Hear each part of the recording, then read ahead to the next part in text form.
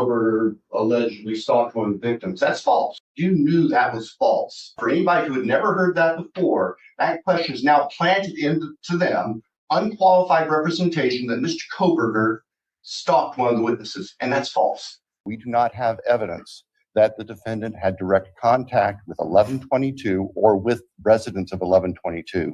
But we can put his phone in that area. There are many residences in that area. It's a dense population of mostly college-related occupants. Everything stated in this video is my opinion and my opinion only. And just like everything else in these cases we discuss here on this channel, everything is alleged.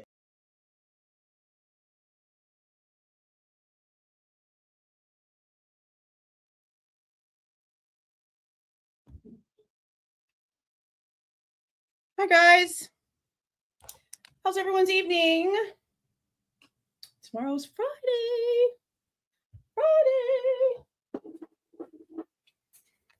Okay.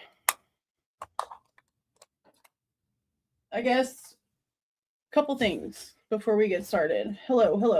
Welcome in. Thank you for being in here, everyone. Hello. Okay. Uno. I filed, which you guys know, I filed for some information. You know how it says on the forensic records that the swab of front strap was resubmitted. It's checkmarked as resubmitted on 11/18. And we wanted to know what the hell, okay? Well, ISP and MPD got the exact same request from me. And ISP told me that what they always say, that it's with MPD. So MPD, yesterday evening, told me that in the search for this, they found one chain of custody report. And it's like $28 and some change. I called them 4 times today. There's 2 different numbers that I call. One that goes straight to Amber's desk and one that goes to that Hopkins girl's desk. I called both of the numbers today twice and nobody answered the phone. So if I can get them to answer the phone tomorrow, Friday, then we'll get whatever this little paper is, because I don't know what it is. Remember, we already have the chain of custody information that MPD was willing to give us for the 13th through the 16th, from them collecting it to the ISP trooper picking it up on the morning of the 16th, driving it about halfway to, what is it, New Meadows? Is it New Meadows, New Meridian, New Meadows, one of those two, meeting up with the other trooper, handing off the sheath. The other trooper then drives it all the way to the rest of the way to the forensic lab. And then Rylene Nowlin lets everyone know, hey, the sheath is here. Okay. This other submission was done by, oh my God, Calypso's so mad. Slade's not in his room, so she's angry.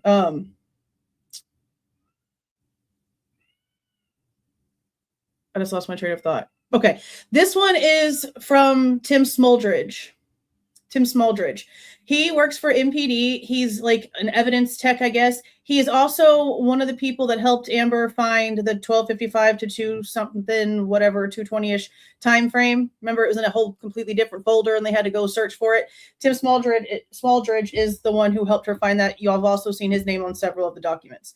So I don't know what it's going to say. I don't know if it's going to be like their little electric log. I don't know what this is going to show, but it's like the way that it's worded is like one chain of custody document. So I don't know if that means it's multiple pages. I don't know if it's one page. I don't know what it is, but it's little and they must not be redacting anything because it's only $28, which the documents never really cost hardly anything anyway. That's about the price for documents pretty much, except for when we got the chain of custody for the 13th through the 16th. Because remember, we paid $200 for that shit for them to tell me that they went through 685 emails. And out of 685 emails, we were only eligible to see 2 of them. Crazy shit. So we'll see tomorrow, hopefully, if they answer the phone. I'll have to call them from a different number. I'll use my son's phone. Damn it. Okay? I will. And we'll see if they give that to me tomorrow. Because right now, tomorrow, I want to do more of document review tomorrow night and then do I plan on going live tomorrow at 11:45 to go over the interview that was done with Chris Holland over on Custody Queens, because he's one of the sources for Broken Plea. And then I wanted to go over some more of the documents that came out, because there's been a lot and we haven't gone over all of them yet. But if I get that document from MPD tomorrow, then that will change. I guess second thing is the Google Drive is at max. It has a limit, apparently, of the amount of people that are allowed to have access to the folder. So for the folder access to like everything, like the actual Idaho v. Kohberger folder, that one's at max capacity. I've gone in and I've set it to where it's no longer restricted, but because it's already at max capacity, it just keeps popping me up a max capacity. You can't share this with anyone else, whatever. I put the little thing in the community post earlier today. They do have this thing called Google Group, and I did go in and like create one today, but I don't see, and I didn't really spend too much time on it, to be honest, because I've been doing a million other things. So I'll sit down and look at it more later, either tonight or tomorrow. But I don't see a place where I can like share the link and be like, hey, join the group this way. It kind of is like I have to have your email address and I have to add you. But I also have it navigated around to see how you add documents and things like that, because I don't want there to be a cap.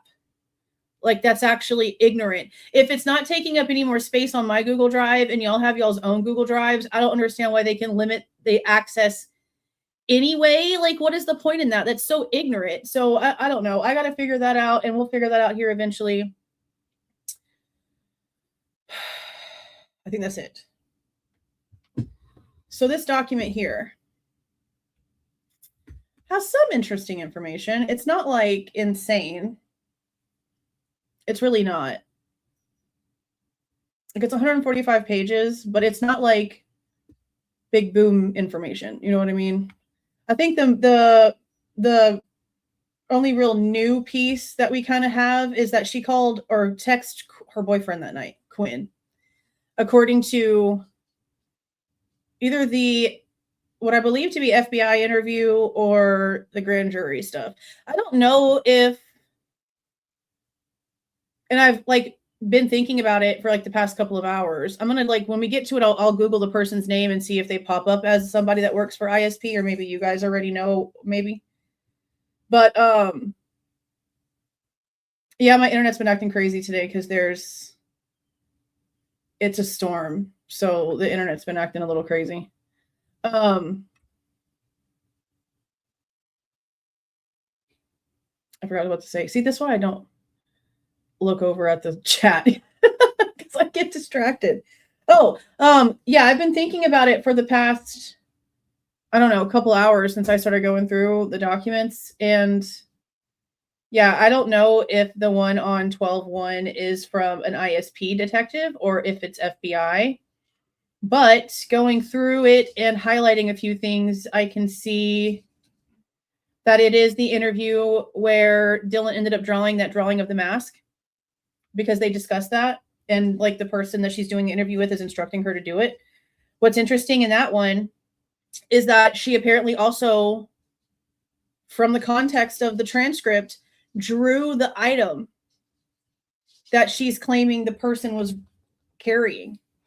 So why they haven't released a photo of that, I don't understand, because we've seen the mask that she drew, but they haven't given us that photo. So I don't know what's up with that.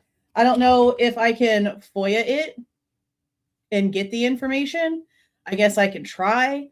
But again, I don't know if it's ISP or FBI, and we know how the FBI has been doing things. So there's that. Thank you for the 5, Lori. Love your lives. Well, I appreciate you being here. Thank you for the 5 gifted memberships as well. Congratulations to those who got those. Awesome. I appreciate that. Thank you so much. Is it freezing up like super bad? I mean, it's kind of not shocking.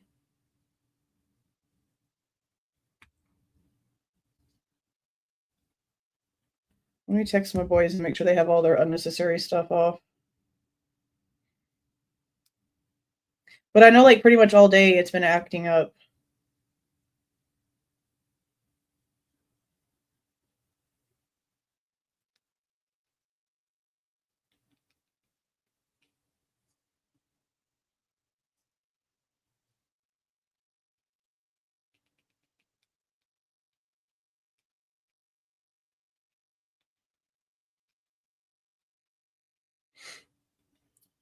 Needs to make sure the VR is off all the way. The VR being on takes up a lot of my internet, but it should not be even on right now.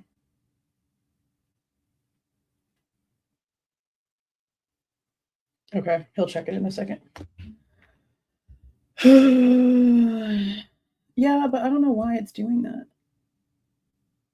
It's been doing it like a lot. Okay. So this information is coming from this document right here. This is the exhibits that were filed by the defense for the bushy eyebrow motion in limine. So here is the link to the direct document right here. I'm going to be reading it off of this one, though, because I highlighted stuff in this one. Is this the one I highlighted a bunch of stuff in? Yeah. It's not bad. Okay, well, he's still going to check stuff. He's just taking the dogs out right now.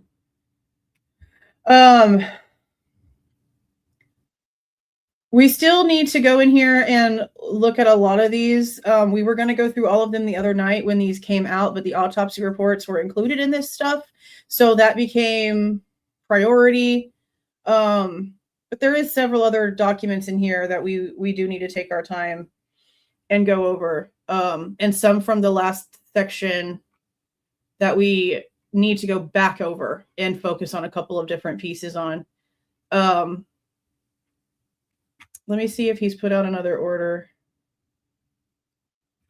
because it should be really close to him putting out a fourth order. No, not yet. Okay. Okay, so I have all this sectioned out. I went through all of it and sectioned out like on my notebook. So it also has like a menu like over here. I don't know if you can see that over here. Yeah, like right here. But I rewrote it so that it was easier for me too. Ooh, girl, don't spill your freaking coffee. That was close. That was close. Let me go in. Hey, buddy. Hey, buddy. 27 months is a long time. Thanks for being here. Ooh. Okay, stay over there, you evil devil cup. Okay. All right, so this first portion, the grand jury information is going to be towards the end, but there's a bunch of stuff in the middle, including some unredacted reports that I'm going to pull up the originals for, and then see if there's anything in it that we haven't been able to read yet because the other ones were redacted. We do have Noon's unredacted report. There's the body cam transcript, and in the transcript, we read him saying he thinks that Ethan himself, like we can read it, but then there's like a shit ton of it missing, like from when they take Hunter downstairs and then they go back up and they check the third floor, like all of that is not there. So even though we're getting like several different pieces of information, those pieces are partial pieces of information. None of these are in full except for the reports. None of the transcripts are in full. So then they give us a transcript for the 11/13 interview that Mallory did with Dylan. You remember the one where he asks her very specifically about eyebrows, not the eyes, but the eyebrows, which was crazy to me. There's a couple of pages of Dylan's artwork and views of the doorway to the kitchen. We've discussed how logistically the shit wouldn't make sense. What we also do get in here, though, is more positional information, I guess, for where she's claiming the person was when she opened her door. Because we were questioning, okay, was he coming from like the living room towards the stairs, towards the kitchen? Was he coming from the stairs towards the living room? Like where was the person at when you opened your door? There's some of that information in here too. They have the report in here from when ISP went and got information out of Dylan's room. I do believe some portions of the one that we have for that are redacted, so we'll pull the original up and see which pieces are redacted. For the 11/17 transcript, it literally is like in pieces. It's in pieces. When it goes to like the bottom of the page and then starts up to the next page, on several of the pages, there's just like chunks of minutes missing. Some of them barely under 1 minute, some of them as many as a little over 9 minutes, just of the whole transcript not being there. So they literally just like picked and chose, as you can see from like how they have the numbers written in here. See how they're just like, you know, however they wanted to. They cherry picked which ones they wanted to put in. And then we're going to have the interview on 12/1. Again, the person's name is Erin Williamson. E-R-I-N. I'm assuming that's a female. Normally the boy Erin is A-A-R-O-N. That's just normal, I guess. So again, I don't know if it's a Fed or if it's an ISP officer, because they mentioned Vicky Gooch very casually. So that's why I'm sort of leaning towards it might be an ISP officer. Something I find interesting in here, and I guess I'll say this now. Okay, so you guys know how Matthew Gamet went up to Utah after him and Blaker dropped off the sample at Othram in Houston, that Blaker went straight back.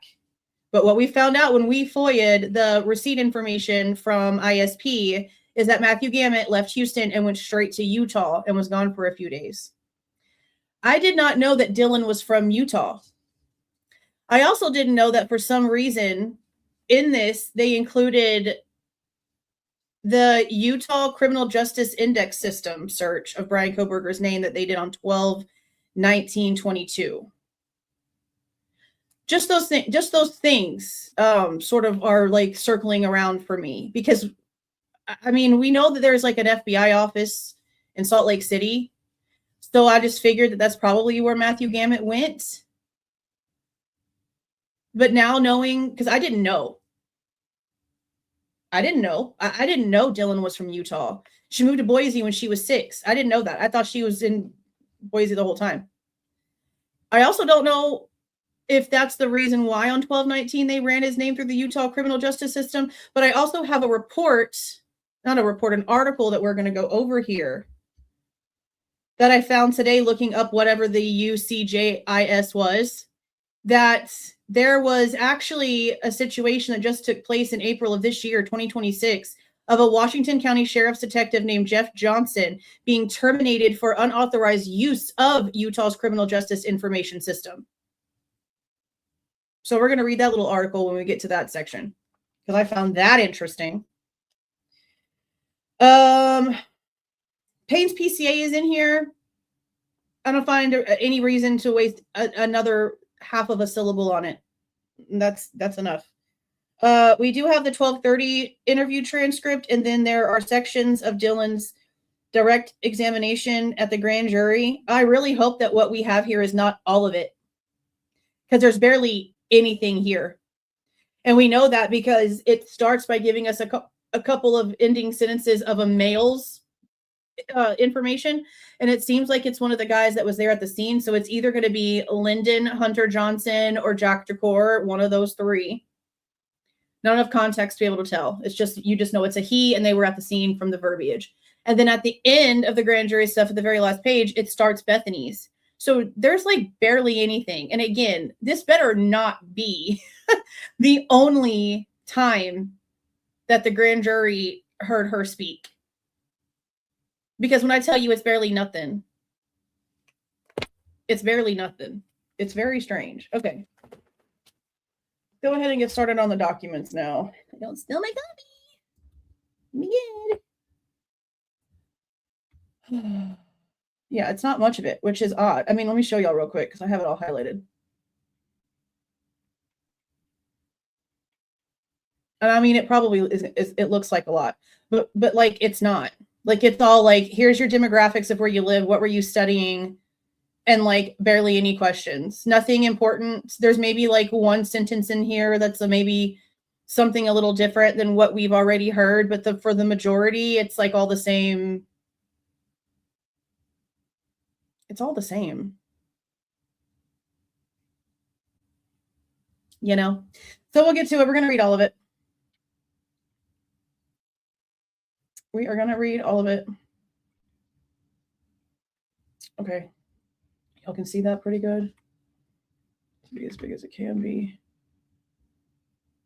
Okay, so this is just the very beginning. That's just like the list of all the things that are in here. So there's no point in going back over it because I just went over it. Now, this is Noon's unredacted report. So let me go in here.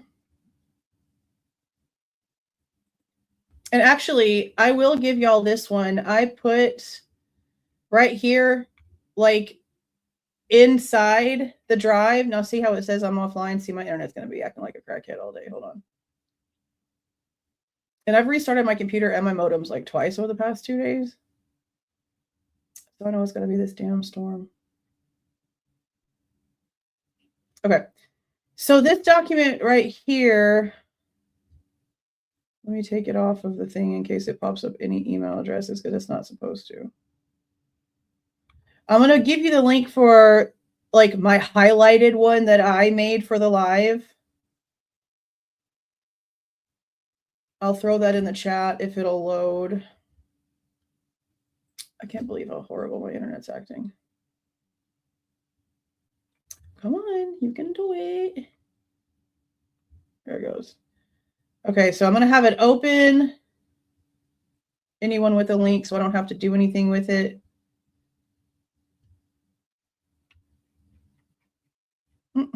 Why is it not letting me do this?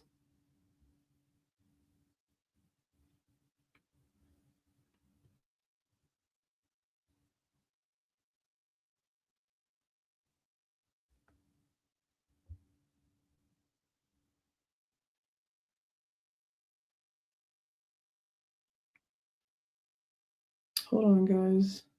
Is it going to work? Like, okay. Did it finally do it? It hasn't been letting me like take it down to anyone with link without it being restricted because it's been full. Okay, it just did it. So here's this right here. This is a link to the one that I am using that I have highlighted. Okay, so let me go in and grab the original report because all I want to look at is if there's any pieces in the original report that were redacted that we can now see.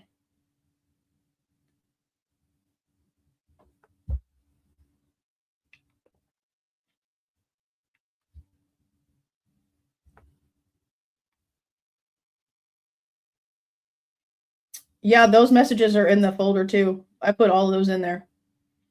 The whole conversation, all the screenshots that I have of that conversation, several hundred of them between Brat and Steve where that exact thing was talked about, it's in there.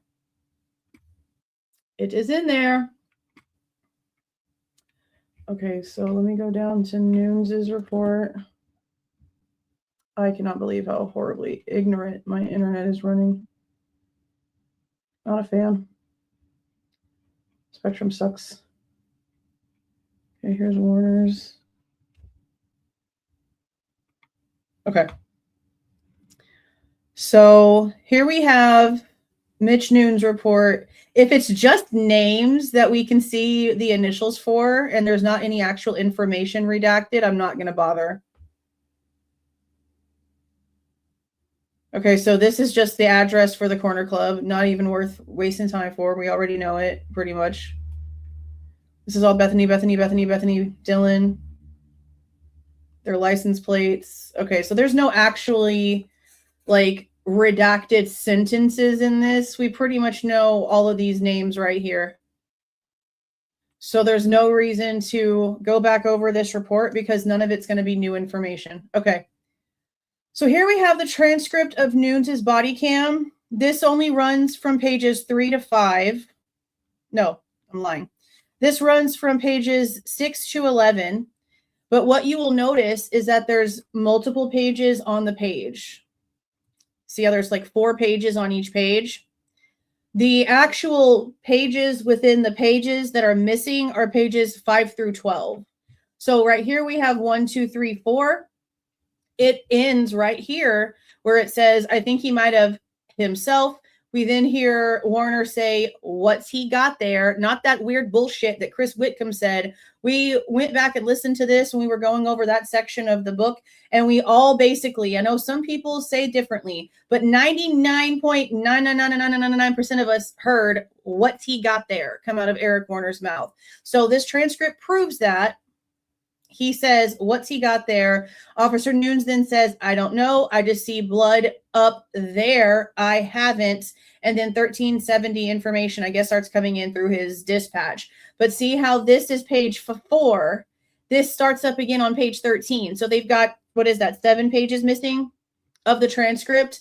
All of the information that there should have been something about knife sheath conversation, if there was one, because that's all the sections of them being up on the 3rd floor, and they completely took it out, and they restart the transcript when he's already outside. Jack's already in the back of the car, and now he's got his little clippy board and he's interviewing Dylan. That's where it starts off. A bunch of it missing. But there's nothing special in any of this, really. All I heard was go upstairs, like, okay, I'm going to sleep now because she's going upstairs. And then all of a sudden, I honestly don't even know why I highlighted that, because there's something special there. There's really nothing here that she said differently, or like that was like redacted. I went through all of it as much as I could, did not see anything. I mean, there's no new information in this section, I guess is what I mean.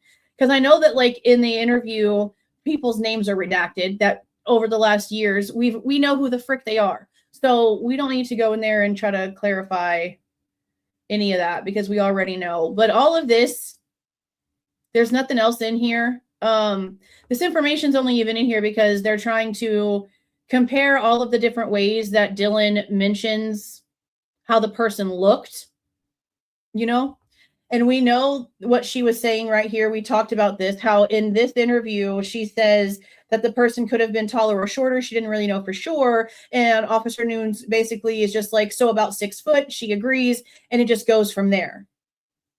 It led that way, and then it just stayed that way. I do like the fact that this is in here, because we talked about this.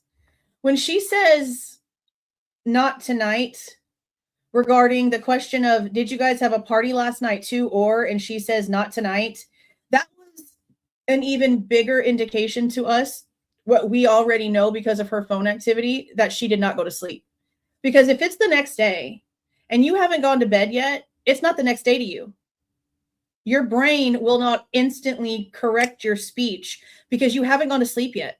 So to your body, to your brain, to your dialect, it's still the day before, even though it's not, but you haven't gone to bed.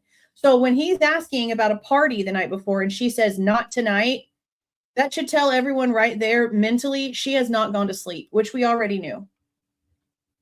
But I'm glad that it was there and that it caught my attention so that we could reiterate it one more time. But that's really it. It stops right here where he tells Dylan, okay, someone else will be talking to you. And then we know that he moves on and he starts talking to Bethany. So then we have page 12. Page 12 through 17 is pieces of the interview that Mallory did with Dylan at the police department on the 13th.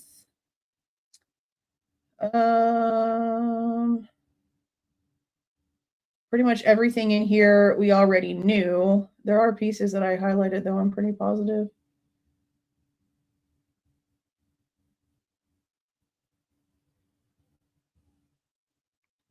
Okay, right here is where this section is important, and I should have highlighted it. This is the section where he says, did you see what color his eyebrows were or anything like that? That is just a straight up odd question, just in general to ask, because normally when you think of color in that area, you think of eye color. You don't instantly think of eyebrows first. So it's just interesting when we found out that that was the way that the question was led. Then we hear her answer, no, I don't remember what his eyes looked like either. And then knowing how it flipped a complete 180.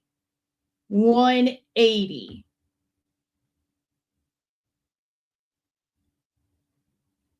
Okay. And like I said, this is old information to us. We have gone over these interviews 1,500 times, listened to her words with our own ears, her own voice. We're seeing her moving around. There was nothing new in here or anything that was suddenly unredacted that we maybe missed before. So there's no reason to go back over it. like in full, because we've already done it 1,500 times. And again, there's nothing new in it. So page 18 through 22, again, are going to be pictures we've already seen, pictures of artwork. These are the bushy eyebrow type drawings that the defense originally told us about that we knew were in her room. And it's really important because she claims that the person was white, but she doesn't know how he was white, just that he was white. She claims that the person just had one bushy eyebrow, did not speak to her, nothing, almost like it was an inanimate object that she was looking at, and her brain was playing tricks on her, or at least that's probably really what she wants people to believe. I think there's 3 altogether. And see, like noses, lips. I mean, my daughter draws eyes and mouths and stuff like that all the time, so it's not like unusual. But when this is in your bedroom and your story makes legitimately no sense, and you want everyone to believe that you were so completely drunk off your ass, which we know that you weren't, it is interesting to go back and look at them.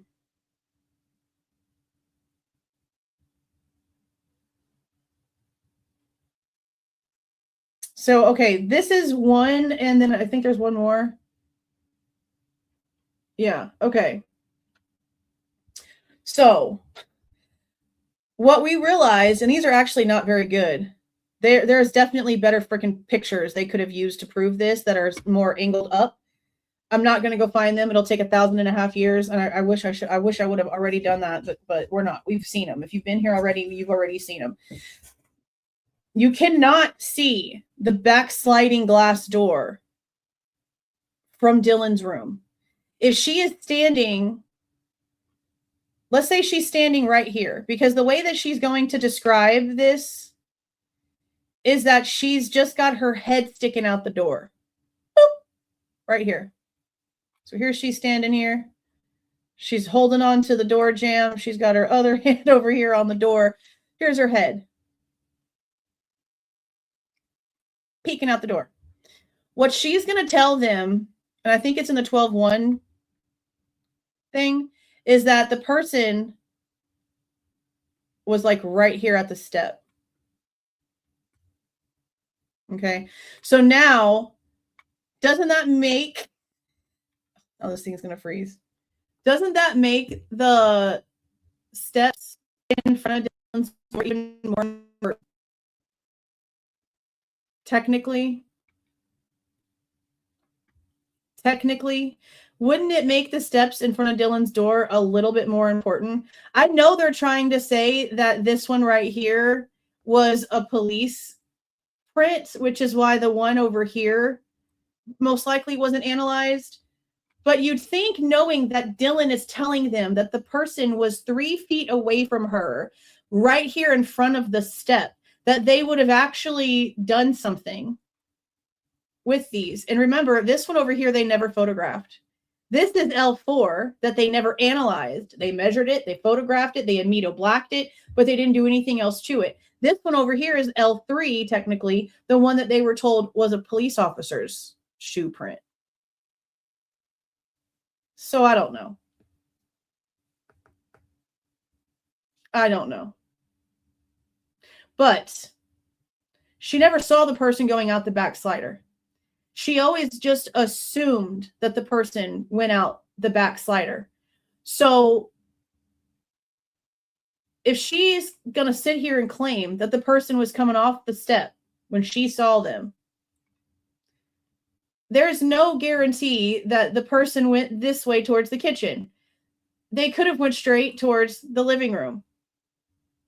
It also depends on the events that took place in between, because I don't exactly remember the sequence that she puts it in, but seeing this person versus hearing, I guess it would be the sounds coming from what she claims to be the bathroom down Xana's hallway, would I guess be pretty important.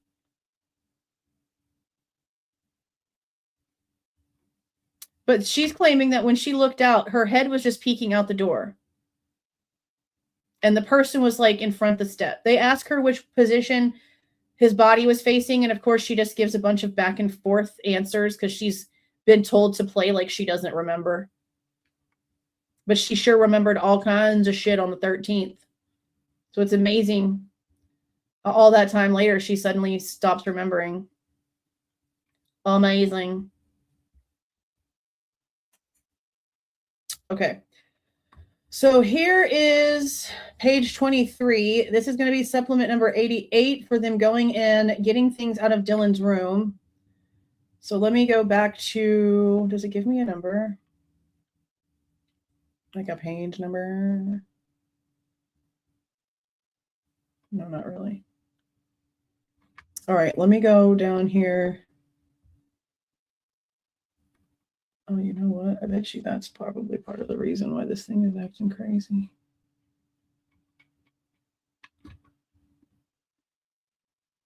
All right, and let me go find number 88 so that we can see if there's anything else on it.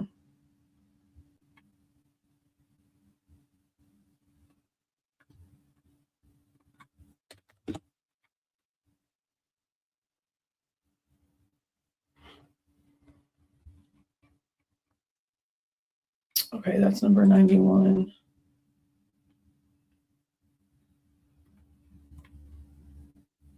90, almost there. 88. Well, that's not the right one. Oh, because this is Idaho State Police. Okay, I'm looking at the wrong thing. Hold on. I pulled up MPD. Let me go pull up ISP.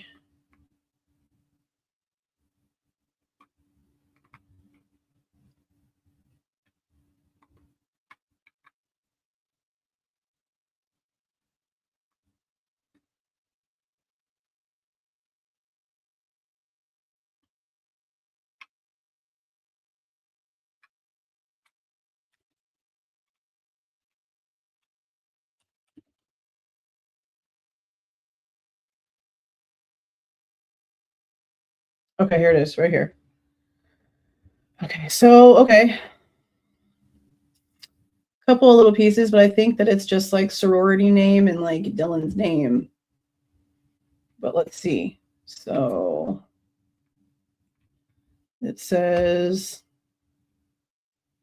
on November 19th, 2022 at approximately 2:20 p.m., I searched Dylan Mortensen's bedroom with FBI TS Hadaway, while other members of the investigation team, including crime scene lead ISP Detective Talbot, were present. Mortensen's bedroom is the most centrally located room within the residence. During the time of the quadruple murder, Mortensen reported she witnessed the murder suspect, later identified as Bryan C. Kohberger, at close proximity while she stood at her bedroom doorway. She has maintained 3 feet. When she's asked, she's maintained 3 feet. So that's not technically true. It'd be more like a foot or 2, maybe. I guess you could probably get away with 3 feet, but if she's standing right there with her head peeking out the door, like you're basically like a foot away from each other's faces. You know what I mean? So that just gives you even more, like, I guess, clarity on the bullshit, because she refusing to do a composite sketch, drawing the mask, having no problem drawing the mask, having no problem drawing the little vacuum looking thing or whatever, according to the damn report. But then refusing to even attempt a composite sketch whenever it's very obvious that if she actually did come face to face with somebody, she came very closely face to face with someone. If they're coming off that step and she's peeking out the door the way that her door opens, that is like a foot and a half. Like, you could hear them breathing. You could probably even smell their breath. You're so freaking close. I mean, look how narrow that stairwell is. The step literally like touches the bottom threshold of Dylan's door. It's right there. She could have given a composite sketch. For her to act like she doesn't remember all these things, but you were that close, you don't want to do it because it's going to be somebody that people recognize. That's the only thing I can ever think of. Only thing I can ever think of.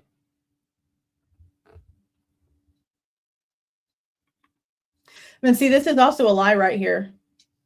ISP forensic scientist had identified a bloody shoe print outside of Mortensen's bedroom believed to belong to Kohberger. Yeah, that's a lie.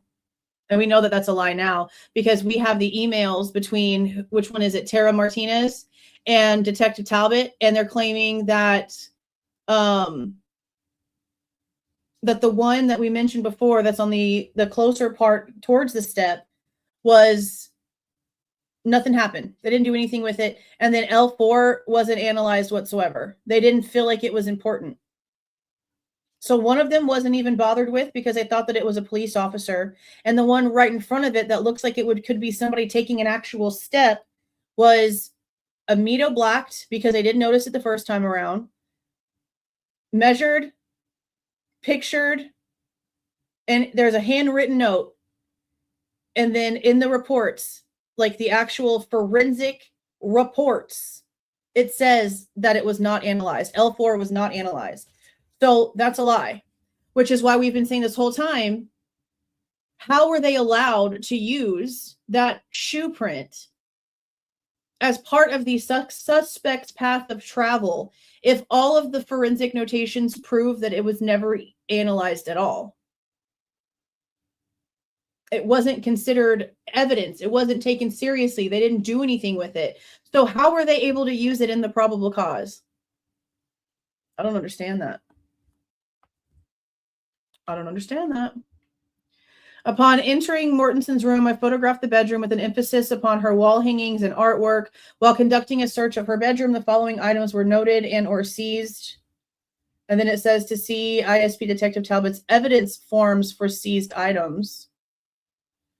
I guess I'm going to need to FOIA that. I'll have to FOIA that now. The bedroom had a low amount of alcohol compared to other first and second level bedrooms within the residence. There was a myriad of personal items, notebooks, and textbooks consistent with a college student. Artwork of human figures with an emphasis upon the eyes and eyebrows were pinned to corkboards, along with fashion cutouts from magazines. A letter from Mortensen's sorority big sister, Emily, later confirmed to be Emily Allant, was in a clear plastic shoebox in the bedroom closet. A personal diary / journal was located on the vanity within the bedroom. A sorority accountability voting letter was located in a black backpack, which was under the bed. I concluded the bedroom search at approximately 3:50 p.m.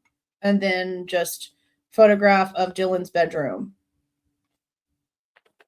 So really just like her name and Emily's name. And this accountability voting for some reason. Yeah, a sorority accountability voting letter was located or whatever. Like, yeah, sorority right here. Why would you have to block that out? That's crazy. That's crazy.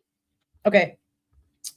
Okay, so this is this is the aggravating transcript. Again, there's not really a lot of stuff in here. There is stuff when it comes to a couple of the names that we already know the names, but we're going to read through the sections because it puts it in better context with her and Gideon and who went where and who did what and blah, blah, blah, all the things. Okay. Also, in case you don't know, there is a interview from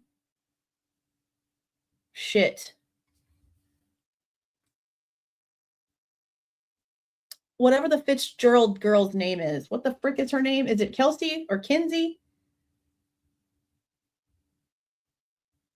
I gotta look. Connor, it's very short. Connor has the girl's interview.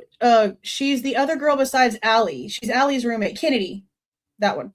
Connor has that interview out. I have not listened to it. I have no idea what she says.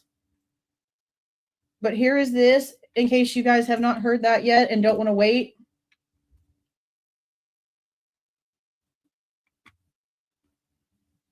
It's right here. She, as far as I'm understanding, is Allie's roommate, and that is where not only a few of them went to after the Whites party, but where Dylan and Lakeland were before they headed back to 1122. It's just barely almost 8 minutes long. So we'll go over that eventually. I don't even have it on the list for this next few days. Like, I basically have my schedule how I want things to go until Sunday afternoon. Right there.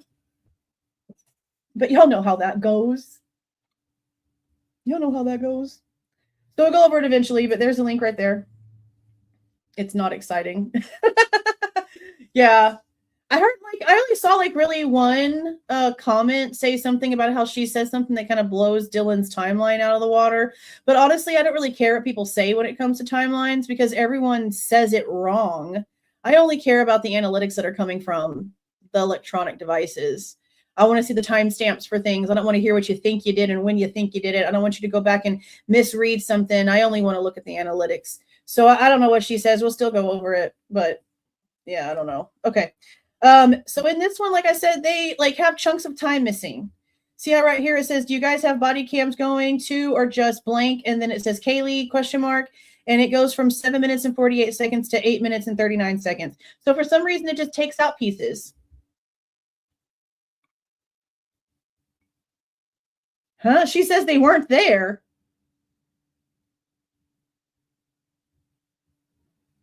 What? Interesting. Well, the whole thing about Xana being over there or not has only been something that's confusing people over the past 2 weeks or so, I guess. Or maybe since the book came out.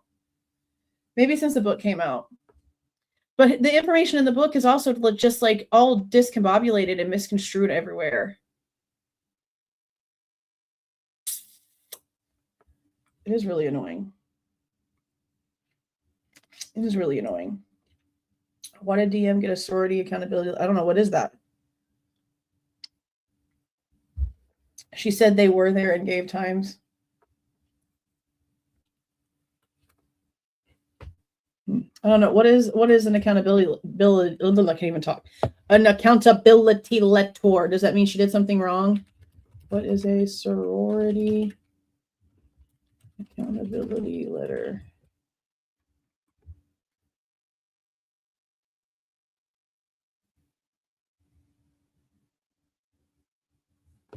Oh, shit.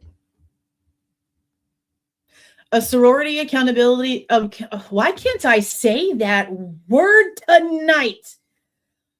A sorority accountability letter is an official document used by sororities and often their inter or intra-organization oversight bodies to formally address and resolve misconduct or violations of the sorority's bylaws, codes of ethics, or other governing policies. The letter serves as a formal record of an incident, the process taken to address it, and the agreed upon resolution. It is part of the sorority's accountability process, which is designed to uphold the organization's values, ensure compliance with university and governing council standards, and provide a structured way to address behavior that falls short of expected conduct. Triggered by an infraction report, often initiated when a member or another party reports a violation of the sorority's codes of ethics, bylaws, or national Panhellenic Conference agreements. A formal or informal resolution. The letter may accompany a resolution meeting where the member is given an opportunity to explain and the sorority determines corrective action. This can include fines, community service, educational workshops, or suspension. Documentation. The letter records the date of the incident, the nature of the violation, the process followed, and the agreed upon sanctions. In some cases, such as NPC-affiliated sororities, NPC and sororities in the same little segment there is so freaking ironic. Holy shit. I know what it means. We know that from up here. But, it's just really crazy ironic. These records must be retained for 3 years. Appeals process. If a member disagrees with the resolution, the letter may outline the appeal procedure to a higher authority, such as the college, Panhellenic, or university dean's office. The accountability... I hate this word. The accountability letter is both a legal and organizational record. It protects the sorority's integrity, ensures transparency, and provides a clear path for members to understand the consequences of misconduct. So what did you do, Dylan? What'd you do, Dill?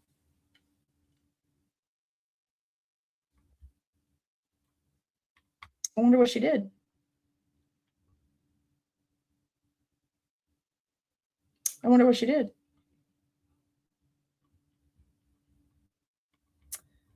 go make sure. I mean, I don't know why she would have somebody else's.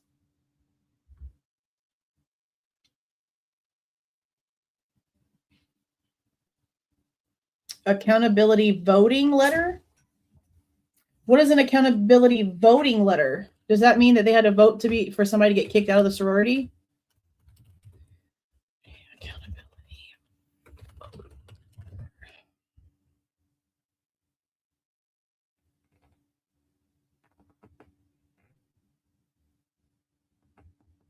Yeah, that's exactly what it is. So it could be something that she voted on, or it could be something that was voted on against her.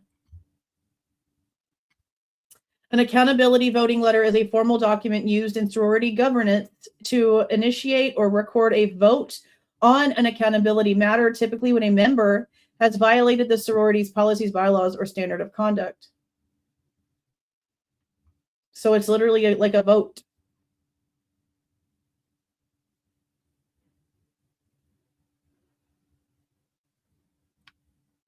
I wonder if I could FOIA it and see what it is. I wonder if they let me FOIA it. Okay. Let's get back to this boo-boo. All right, this is the 11/17 interview, like I said.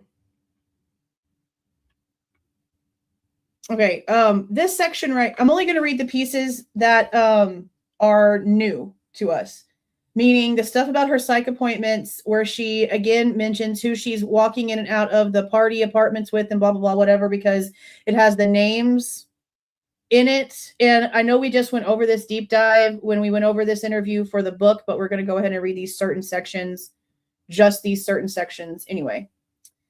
Okay, this part I only highlighted because it's behavior. And this is something that if you don't know, you need to be paying attention to, because this is the perfect way to explain what Dylan does here. She gets asked a question, instantly word vomits some shit, and then 2.7 seconds later is 180ing her answer. And she goes from having an answer to, oh, I don't remember. Okay. This is just a really good example of that. So then she goes to ask a question about like the nap situation and when Ethan got there and blah, blah, blah, all the things. And she says, that's when I know I left, but I'm almost positive. I guess I shouldn't say that. I don't know for sure when they left because, again, I was probably still intoxicated. Her lawyer is sitting in there. So her lawyer, damn well, this is not even an opinion. This is just how the frick it works, okay? Her lawyer has advised her to play stupid, to constantly remind them that she had been drinking and to constantly not double down or give a definitive answer. So she goes to give a definitive answer, and then she will instantly say, but I was drunk and I just don't know if it was real or not. I don't know if my mind was playing tricks on me or not. She was advised to play stupid. Or shall I say, advised to play victim. And suddenly she went from not shutting up and answering every question with every single thing that she actually had in her mind because she had no memory issues on the 13th to suddenly everything is fuzzy glasses and she doesn't remember. It's disgusting. But, you know, like I said, I'm sure her attorney is proud. I'm sure her attorney is very, very proud. Okay, so this is some of the sections where she talks about getting out and going to Sigma Chi. Again, unredacted, so we're just going to read through it right here. So I go to Sigma Chi. I go through there because they close their gates at a certain time. So you have to go through the front door and get these wristbands, talking about going to the Sigma Chi house. I go through the door. I called Xana and Bethany, and I was like, oh, what apartment are you at? Because they were at apartments beforehand, and they go from before. So I go down there. Ethan's there. His triplet brother, Hunter. Mason, one of the freshmen, is there. There are some girls in there I wouldn't know, but like I've seen before. They're all sorority and fraternity people. I'm with Xana and Bethany. Bethany's friend, Yessie, is there with us as well. Gideon which is my best friend Claire. She has a guy little named Gideon. So kind of like the same situation it was with Xana and Ethan before they started dating. Ethan was her little, as far as I'm understanding, before they started dating. Super nice guy. And remember, Gideon was also written on her arm in like permanent marker. Met him a lot, like great friend. He was with us too. Me and Gideon were kind of going in and out of the lodge, which is the main Sigma Chi place, and back to the apartment just to see how like it was going. Like if it was going or not, which it really wasn't that night, meaning if the party was going or not, and it wasn't that night. I mean, there wasn't a lot of people, which is kind of weird for Sigma Chi, but not weird for that night. Because as we know, it was in Vision, Idaho that night, and they weren't even supposed to have that party. And again, one of the Sigma Chi fraternity members came out in his interview and even said he has no idea how they got permission to have that party because they weren't supposed to have a party whatsoever. So then she goes back to talking about all the moving around and what she was doing. And she says, so me and Gideon, obviously going back and forth, kind of looking around. Eventually they go into Peter's room, Peter's apartment, which I think is, I can't remember his apartment, 5. I can't fully remember. He's a really nice guy. Totally trust him. I like a lot. They were hanging out in there. I remember Ethan was really worried about his sister Maisie because Maisie is a beta. They also had their formal that night. And so Maisie took Ethan, her triplet brother, as her date. He was texting her a lot because she wasn't answering her. And apparently she had been calling Ethan. Yes, Maisie Chapin. She said the name 3 times. I can't remember how you say it. Apparently, Maisie had been crying and she wasn't answering her phone. And he was just like texting her a lot, really worried. Now, right here, she says how she asks Maisie what it was. And she was like, no, I really just fell asleep, blah, blah, blah, whatever. But we know that Maisie did not like Dylan. Like, we know she didn't like Dylan. She told us herself she did not like Dylan. So she would not just tell Dylan all of her business, you know. But Ethan was trying to get a hold of her for something. They were only in Hungadunga for not even an hour, like maybe an hour. He was her date. She didn't come out and party with him. She went home. She didn't want to come out. He was trying to get her to come out. She wouldn't come out. And then she said that he told her that he loved her that night and that was really strange because they don't say that to each other. So it was weird. She says it herself. It's not made up. It's coming out of her own mouth in the Amazon Prime interview that she did with her mom and her dad and everybody else. Okay. She said it was strange. So I do find that strange that that was something that he did out of behavior, out of norm that night of all nights. But that he didn't know why that she was upset. He was really worried about her. He was very protective, like he was like an older brother, like a big brother to me too. Like he was super protective of all of us. And then I believe it was me, Gideon, Yesty, and Bethany that went to the lodge. And I remember saying like, do you want to go to Allie's? Allie is one of Xana's best friends. We met Allie through Xana. She was, I guess she was at the house. She has 2 roommates. One of them, I know, Kennedy, the interview. Kennedy was there and they were just having, I think they were just like 5 or 6 people total at the house. And it's like a 5-minute walk from my house. So I remember telling Yessie, Bethany, and Gideon, like, do you want to go to Allie's? We just called it Allie's. They ended up staying. So me and Gideon ended up walking there. It's like a 5-minute walk. I was with him. I go in there. It's obviously me, Gideon, Kennedy, Jenna, Claire, and Lake. Claire, I mean, Jenna's best friend, Ava, and then Jenna's twin, Zach. And then there's also Hayden, I believe. I'm also positive that that was who was there. Again, I kept drinking more, but again, she wasn't. Let's just stop for a second. She was drinking little bitty nothing White Claws. Okay. Then when she goes to describe what she was doing at Allie's, they're playing Rage Cage with seltzer. So they're playing a drinking game, but they're playing it with White Claw. So if it's anything like beer pong where you throw something in and then you take the shot, she's getting nothing from that. Besides maybe having to freaking pee. That's about it. Now, Lakeland, on the other hand, was apparently drinking those Borgs with like some sort of mixed vodka and whatever. And Dylan claims she took like a couple of sips. You're still not going to be hardly feeling anything. Like you're really just not, especially if you're now turning into, oh, now I'm protector mode because she's too drunk and I've got to get her home. She was not tipsy. She was not out of her mind. She was not so out of it that she couldn't remember. All of that is such freaking bullshit.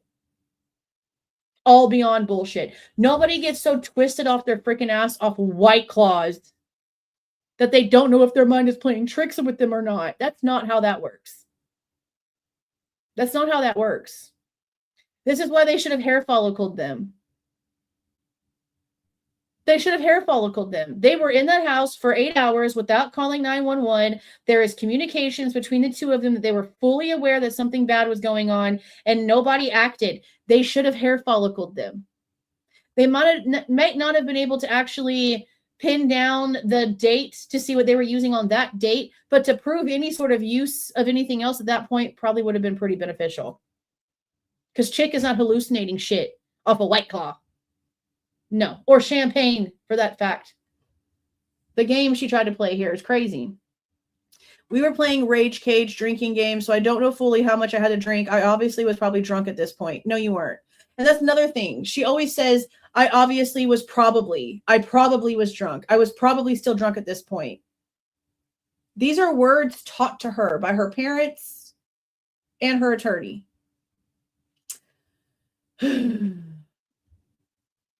Okay, so this is where they ask if there was anything else besides alcohol. And she says, no, me and Bethany never have. Xana and Ethan, they would take Adderall every now and then, but that was the only thing they would ever do. Maddie would never, ever. Kaylee, I remember talking about it once when she did Adderall, but that was it.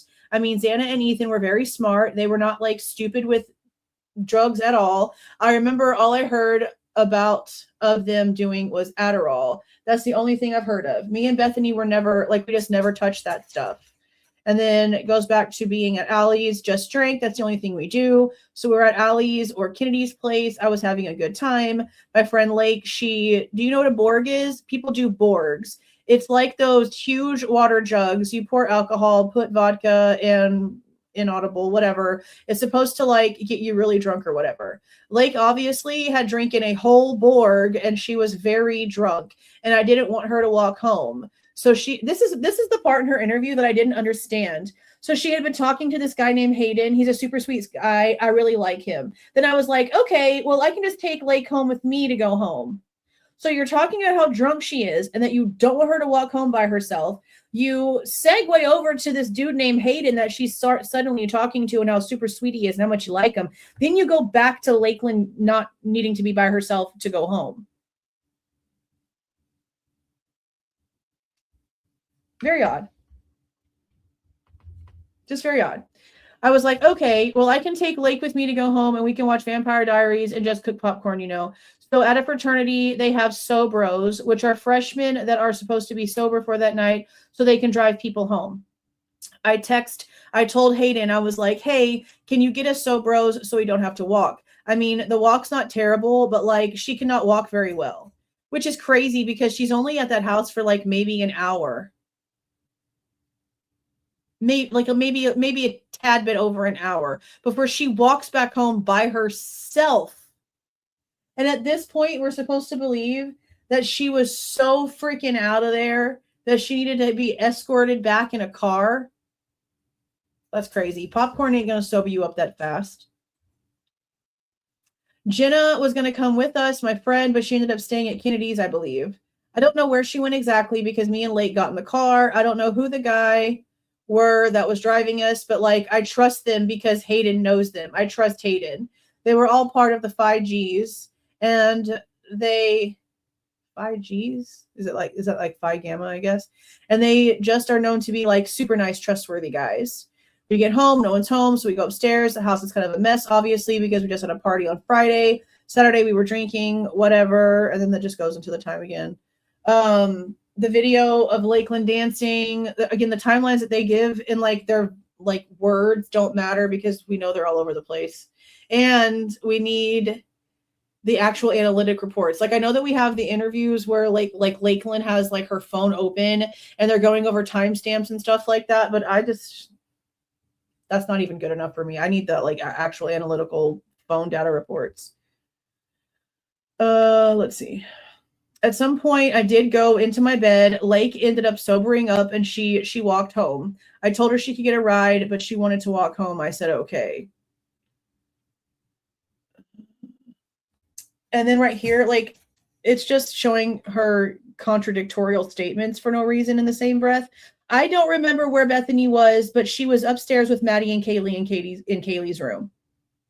I don't remember where Bethany was, but she was upstairs with Maddie and Kaylee in Kaylee's room. I could not deal with this in real life. I could not deal with even having one conversation with this person in real life. There's just no way. I would lose my shit. My freaking head would explode. Steam would physically come out of my freaking ears. There's no way.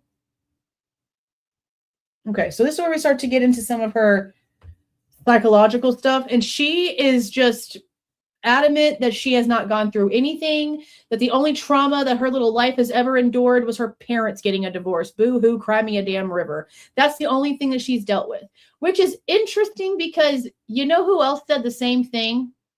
You remember that guy, the guy that came out and said that he was the boyfriend of one of her friends and that Dylan was acting all weird and that she didn't really have any trauma. She just grew up with, like, you know, a broken home, blah, blah, blah, whatever, but no actual trauma. And that they went to go, like, try to give her a hug and she laughed at them and said they were acting weird and blah, blah, blah, whatever. He said the same shit. So that kind of gives him another notch of credibility because some of the stuff that he said in that, the behaviors definitely show that.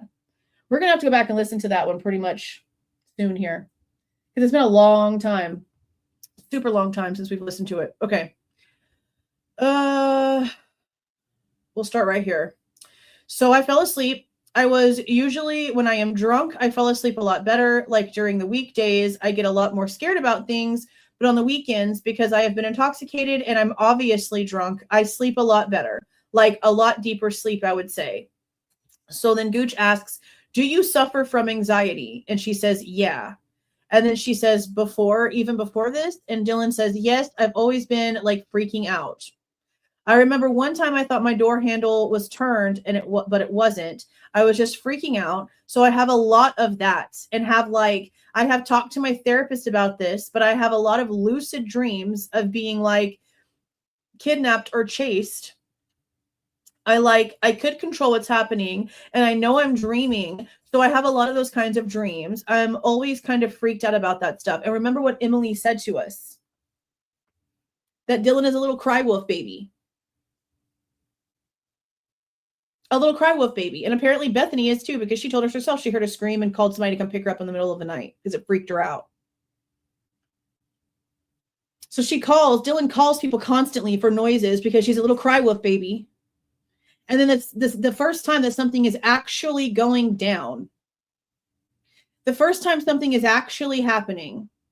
And she's not only hearing shit, but she's consistently hearing things, scary shit. She's constantly seeing things. She's hearing things. She's having a conversation with another person that's in the same house, having a similar experience. Granted, they're not hearing the same shit, but they're having the same, like, freaking out conversation. The one time some shit really goes down, a little Miss Cry Wolf doesn't cry wolf.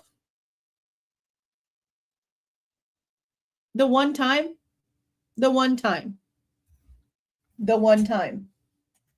Come on.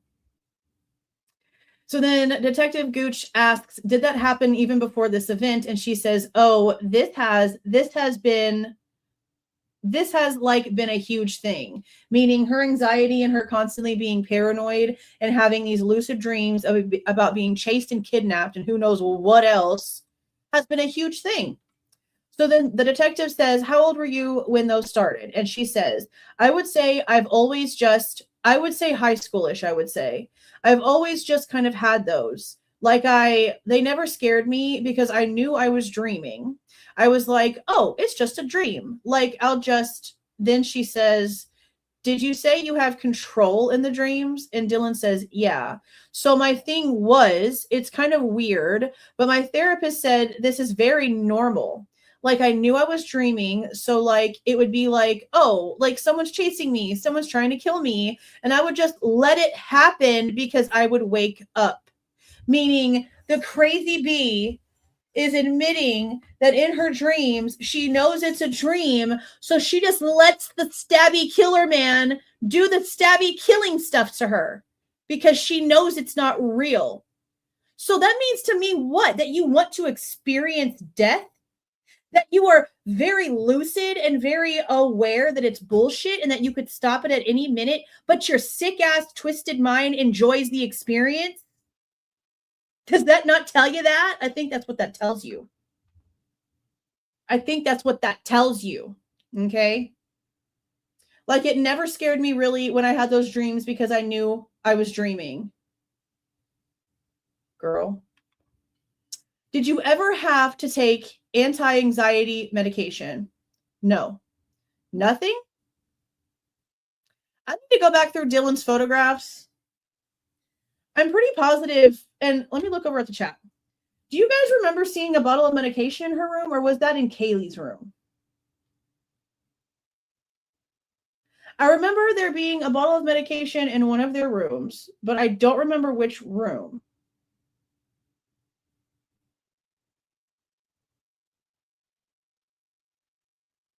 She could have been the wolf. Kaylee?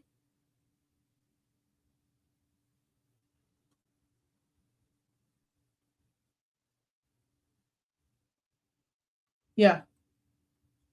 That's my point. Yeah. Like if you know that it's not real and you're like, oh, well, someone's chasing me and trying to kill me. I'm just going to let it happen because I know it's not real. That means you want to experience that. You want to sit there and you want to be attacked. You want to feel it. You want to feel the emotions. You want to feel the experience. You want to be stabbed. You want to be shot. You want someone to put their hands around your neck. Like, what is it that you're allowing to happen that you're in full control of? That shit is sadistic. I don't know how they can hear her say this kind of shit and not put their hands on their freaking service weapons just in case she decides to pounce. Like, what the hell? Ma'am? What the hell? Mm-mm. Hold on, my stuff's freezing again.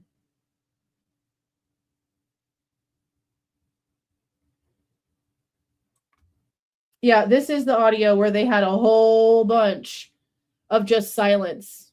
This stuff right here.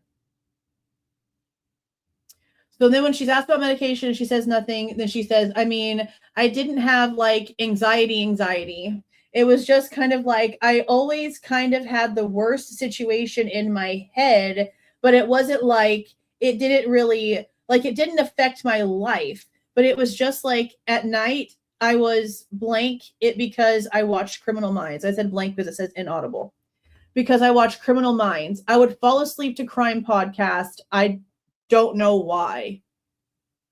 Ma'am. I promise you, your little Criminal Minds is not having you dream that way, baby. That's not how that works. I promise. That's crazy. So then Detective Gooch says, so it planted the seed, and Dylan says yes. And she says, you don't have prior trauma, do you? And she says, no.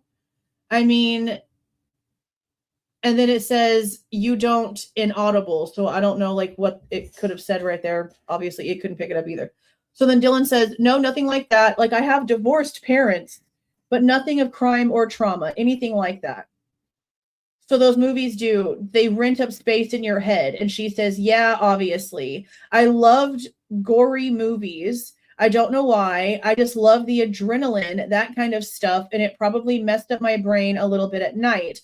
I just remember. So I remember waking up at around 4:20. I have texts from me and Kaylee at 4. I mean, just text from me to her at 4:20. Let me make sure. Well, there's a huge difference between liking horror movies and admitting that you know that in your dreams you're being killed and you're in control and you choose to just let it happen.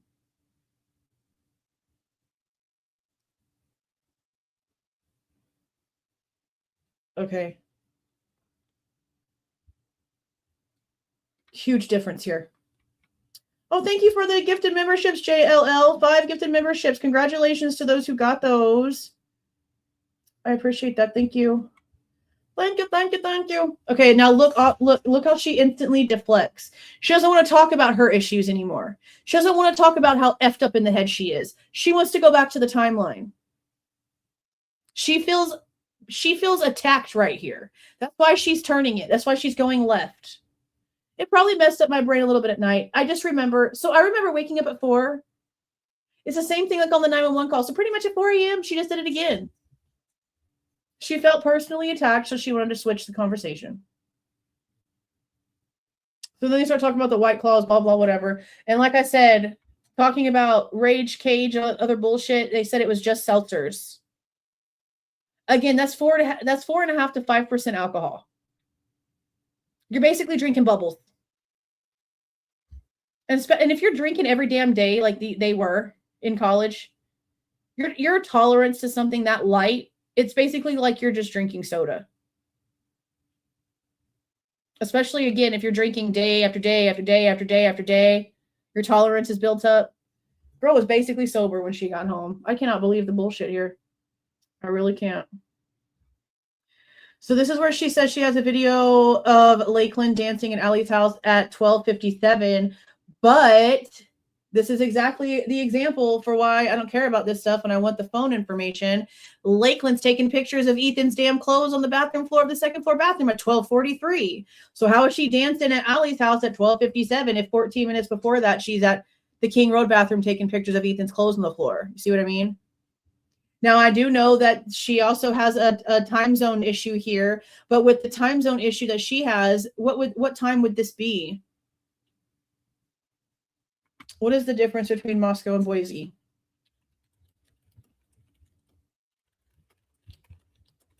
I think it's an hour, but which way? So Boise is Mountain Daylight and Moscow is Pacific Daylight. So 8:35 in Boise is 7:35 in Moscow. So, well, I guess that sort of would make sense. So if she's saying that she has a video of Allie's house where Lakeland's dancing at 12:57, then it would really be 11:57 and then 12:43 being when Lakeland is taking pictures on the second floor bathroom. That's almost a whole hour later. And she says that she went straight to go pee as soon as she got into that house. Like beeline, which also still doesn't really make a lot of sense to me either, because when you go through the first floor bedroom, like the first floor door, that damn bathroom on the first floor is right in your face. So instead of going straight across the little hallway right there and going to the bathroom, she goes upstairs, takes a UE, and then goes down towards Xana's room to use that bathroom instead, which I don't really quite understand that. I don't really quite understand that.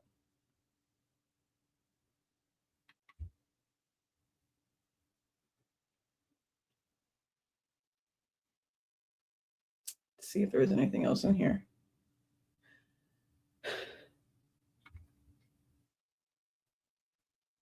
Okay, so here we go. All of her times are 1 hour ahead.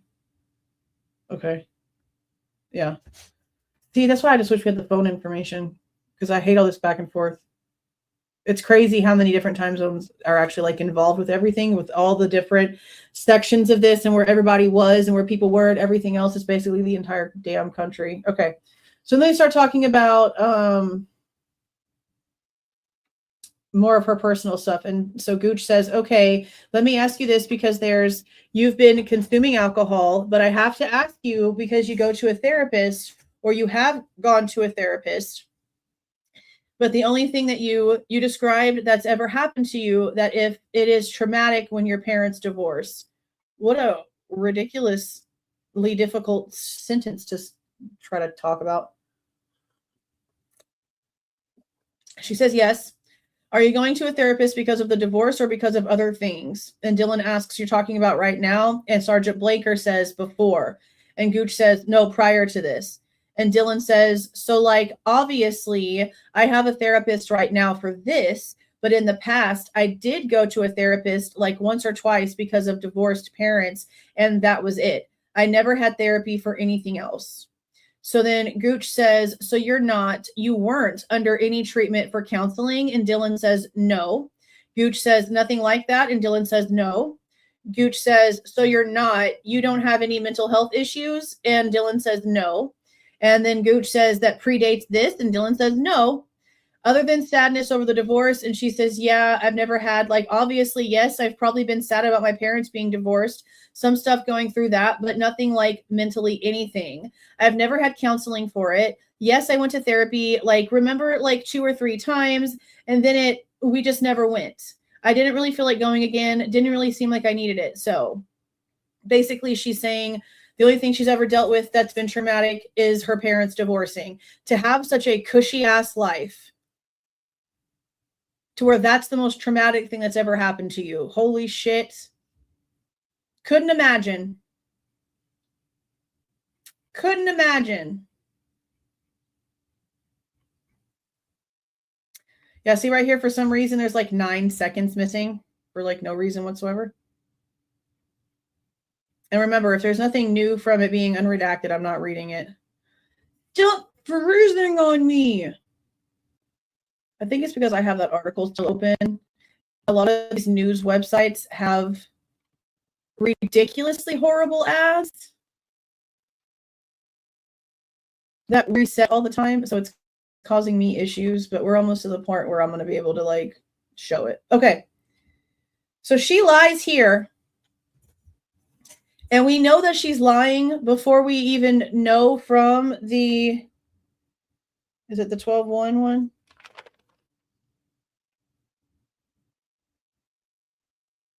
The 12-1 interview that she calls Quinn. She lies right here and she says that she doesn't call anyone that was outside of the house. But I want to pull up the phone information that we last got. Stamp.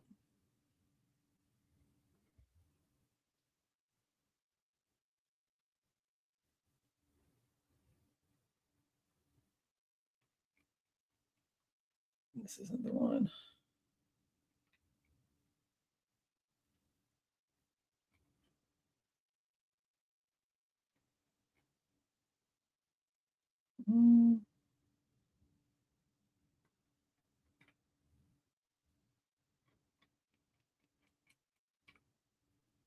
That's not it.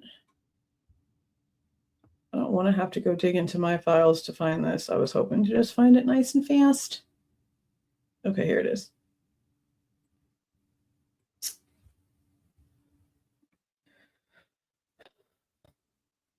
Hold on, guys. This thing is acting stupid.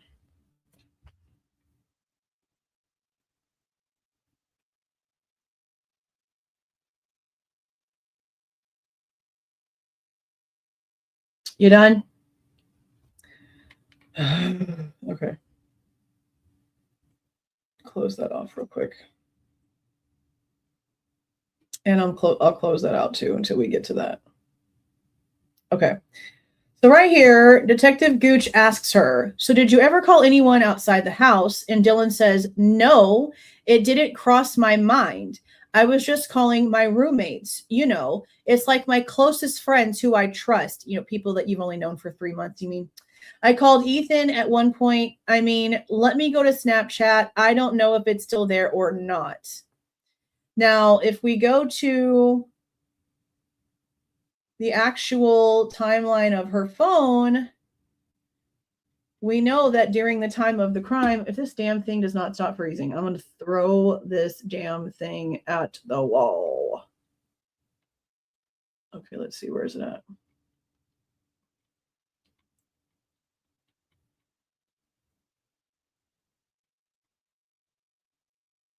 Okay.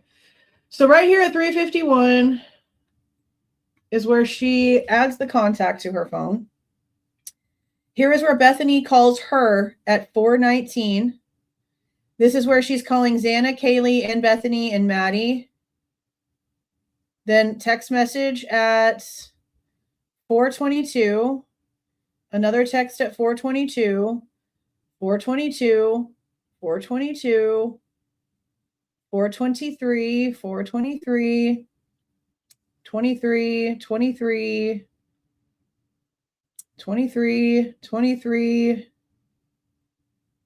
23 again, 24. Where's it at? I think it's like 27. My phone is going to die. Come to my room, run down here. Okay, right here. So right here is where she goes to call Ethan at 4:24. But there's an outgoing message right here at 4:24 that does not have a name. So we knew then it wasn't going to be Jenna. It wasn't going to be her dad. It wasn't going to be any of the victims. It wasn't going to be Bethany. It wasn't going to be the Brittany chick. We knew here this was going to be someone else completely different. And then look right here too. 4:27, 4:27, 4:27, outgoing call, outgoing message, outgoing message. Then Kaylee again at 4:27. Then another outgoing message at 4:27 to another unknown to us, unknown to us. And then all this stuff starts after 5 o'clock. Okay. She just told them, if this would hurry up and load, that she did not call anyone from outside of the house. And that's not true. Even before we get to the further on interviews where the stuff about Quinn and the conversation that she had, that she sent him, the messages are discussed. We know this from what we have in her phone records, that this section is a lie. She did indeed call someone from outside. I mean, that is outside the house. So I don't know what she thought. I don't know how her lawyer didn't tell her, you know, they're going to be able to get your phone records right. Like, there's no reason in lying. It's ridiculous. Okay, so right here, she just talks about what she saw, what she didn't see. Yeah, let me start from right here. She says, I don't have any memory really. So obviously, after I heard what I think I heard was crying in the bathroom and that guy talking to Kaylee, I opened the door again. And is that the third time? Yes, this is the third time. And I don't know how I knew it was someone, because from my mind, it's like I was almost wearing these like blurry glasses. Like it's so fuzzy and cloudy, but it was like a figure of someone wearing all black. And it was like they had this ski mask that was covering their forehead and their chin and mouth. And I could see all I remember is seeing their eyebrows. And I don't know what their eyes looked like, but I remember the eyebrows. I don't remember what the color of the eyebrows were. I just remember like bushy eyebrows. That's all I can think about. And he was holding this item. I kept calling it a mini vacuum, which makes absolutely no sense. And in the other interviews, she goes into more detail, including color. Like she says it's silver, which is interesting. Why would he be holding a mini vacuum? Like I just remember thinking that. It made you think he was male? Yes, because of the voice. We already heard all this section before. Okay, so my room. So it's like, say it's right here. There's this little wall right here that's like this. So this side, like I have the kitchen, other side's the living room. I think he was walking past my door and like saw me. And again, when they pull up a diagram for the grand jury stuff, she's going to mention how the person was in front of the step. I just highlighted this because I don't know how firecrackers made you instantly think firefighter, but okay. Right here, she says, and I know he looked at me because I see his eyebrows, and I think I just saw one eyebrow. I don't know why or how, but I just remember him, like, what I think I saw was he was walking out, but he saw me and just kept walking. And see, that walking out thing is where people are getting shit misconstrued to she saw him actually go out the back door. She never claimed that.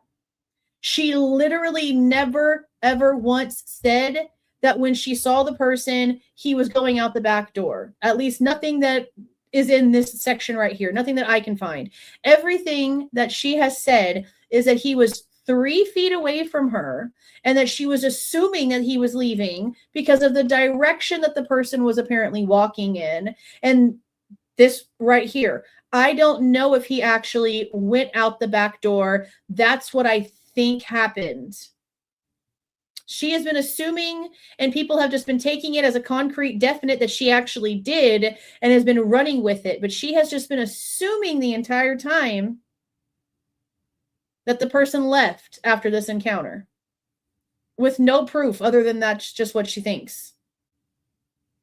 That's just what she thinks. I don't remember what his face looked like. All I remember is just like thinking of like the covering up the forehead and the mouth. That's all I remember, and the eyebrows. What was covering it? I don't know. At the time, from what I texted Bethany, was a weird looking ski mask.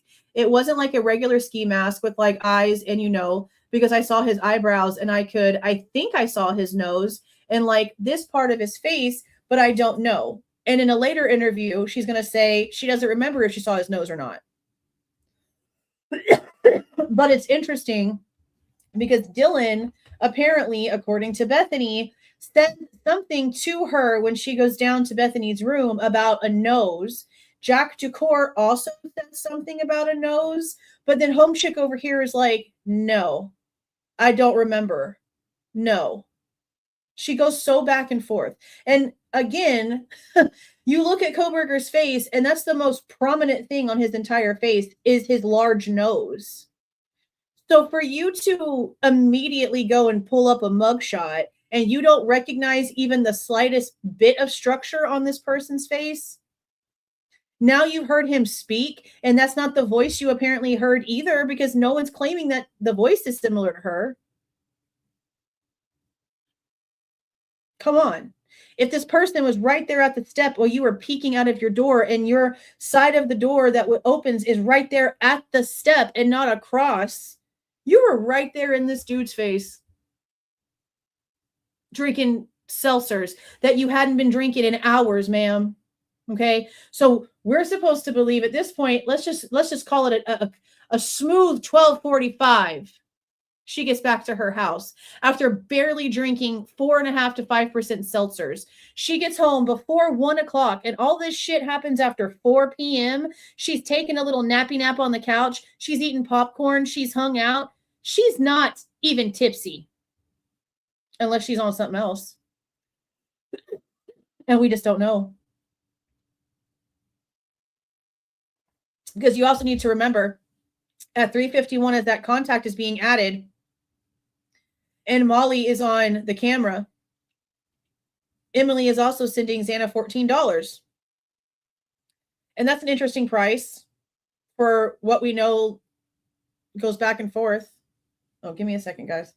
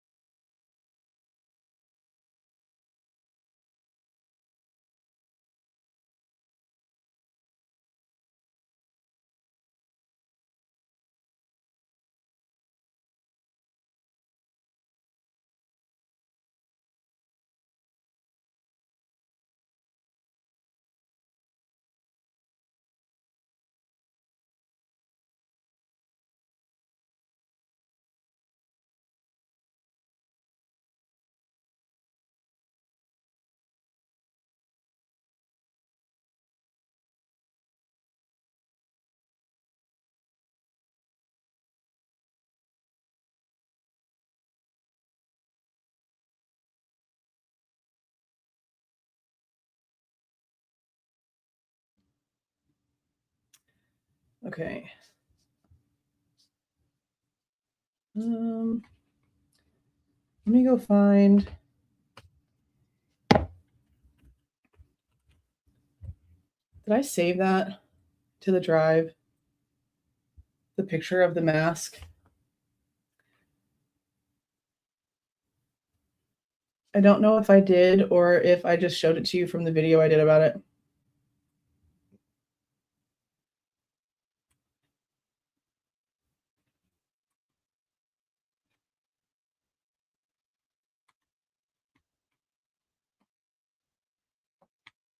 Trying to see.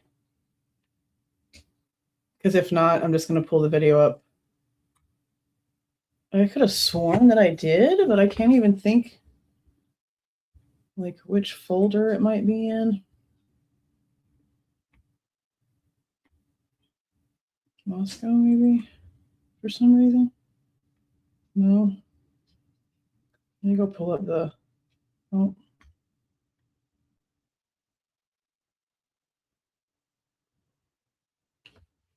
Hold on, it's having me re-log in.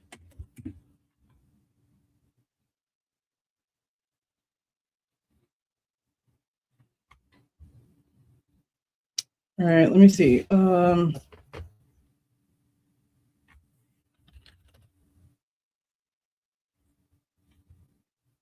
Which one was this?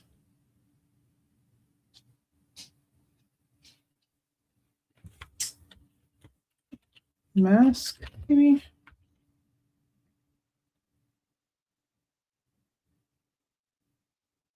I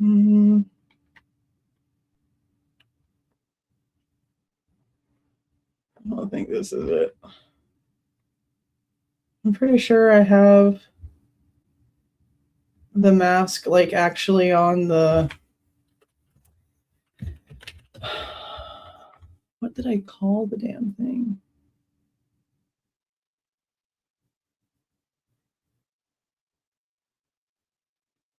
Let me just see if I can Google it real quick. I don't know why I don't have it.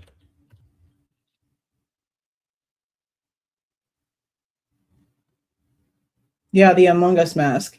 I have it like literally on the damn thumbnail, but I can't like, what were the cute, I know it wasn't alive. It couldn't have been alive. Was it alive?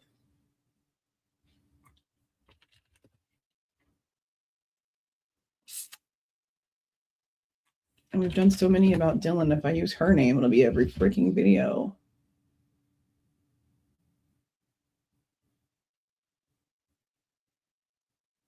Ah, found it.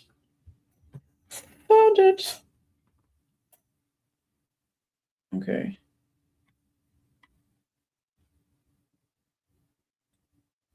Yeah, because it's supposed to have came like from an actual document. Do they still have the document on the portal?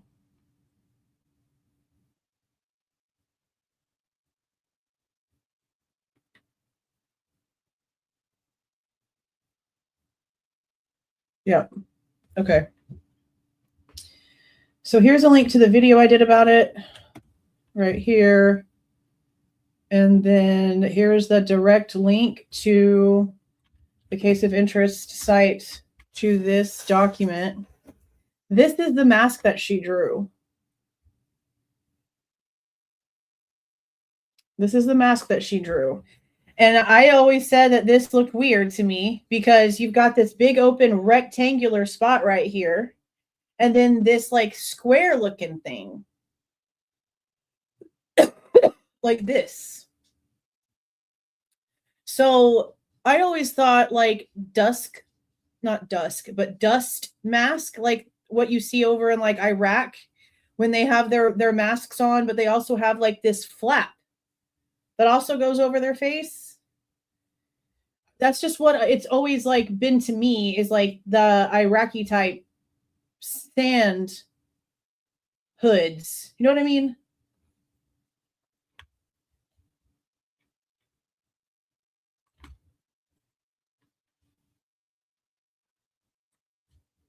Yeah, look, I even have like the Among Us guy on the thumbnail because that's what it looked like. But yeah, this is the one that she drew. What does it say? Maybe this will tell us if it's ISP or FBI.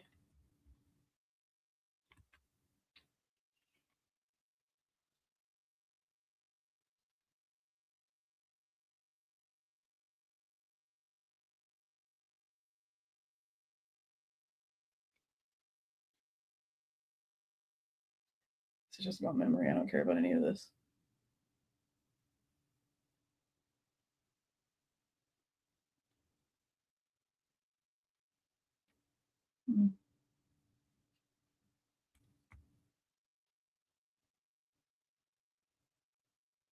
Yeah, this still doesn't really say it.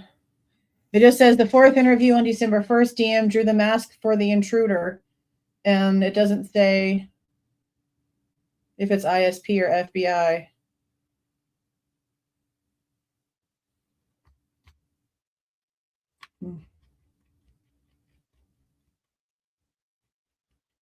But yeah, I don't understand. And you're going to see when we get to the 12-1 interview and the verbiage, she definitely, as Dylan is drawing this thing, she also has her draw the thing that the person was holding.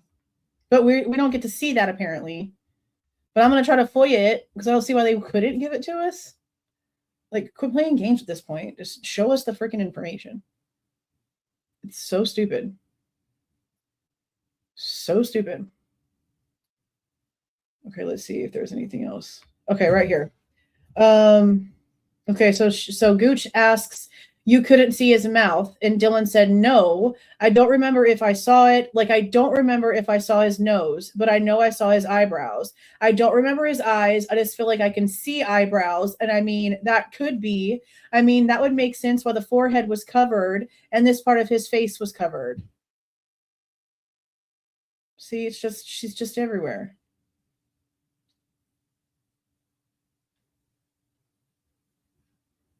Now, see right here.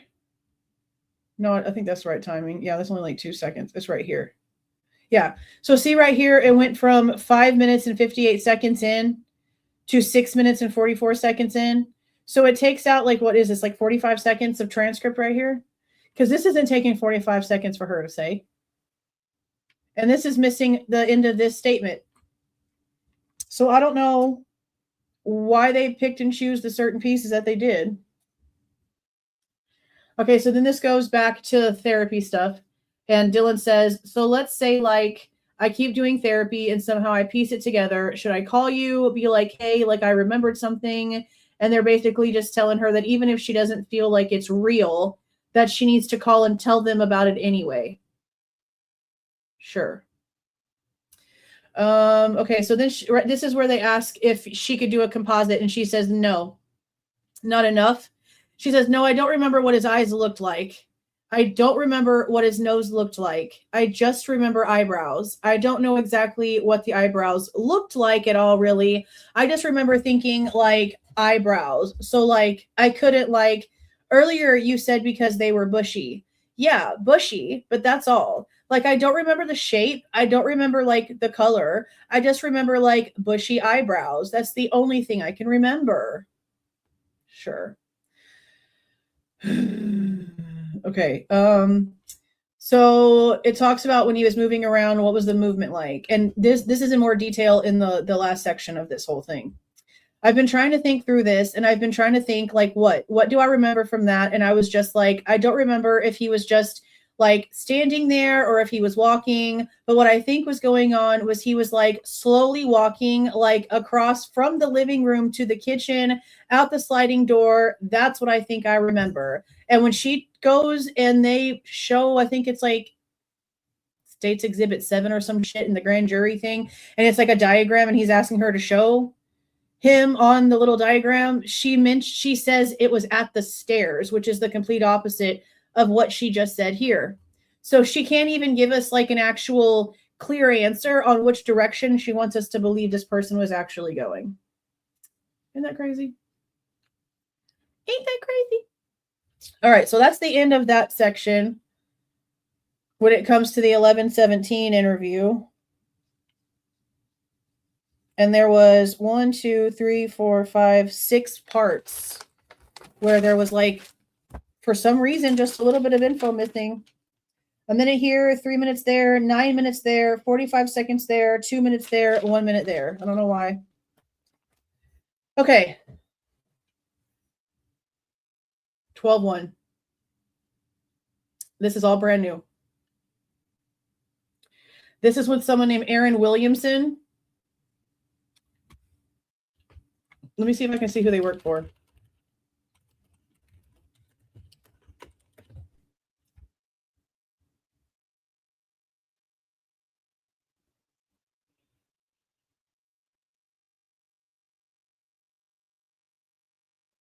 So normally if we have somebody that works for the Idaho State Police, We can type in their name and then type in Idaho State Police, and it'll pop up a name, or at least something with their name associated with it, with ISP.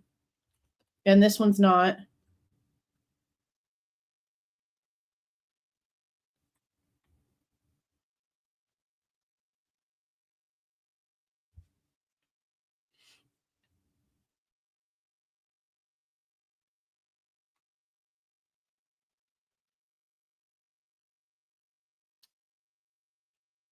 I think I found her.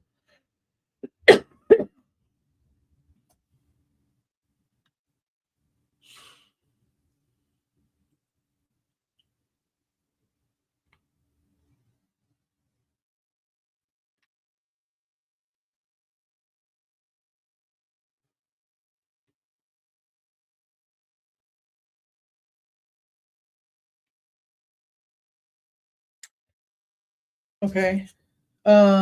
Well, it's not showing me the picture. Okay. So I think this is her right here. It has Erin Williamson, has been a CAFI with the FBI since August of 2018 and covers Washington, Oregon, Idaho, and Alaska. But if you click on this right here, it doesn't really give. No, we've never heard this. We were never released anything from 12/1. That's why I'm pretty sure it's fed. And I mean, what I just found pretty much validates that it's fed. Oh, of course, 921 is in the address. F you, you damn number. F you. E. Yeah. Okay, so the picture of the person that I showed you, her name is Shannon Martucci. Interesting. Erin Williamson is a child and adolescent forensic interviewer with Child Victim Services with the FBI. So they had a minor forensic interviewer interviewing an adult.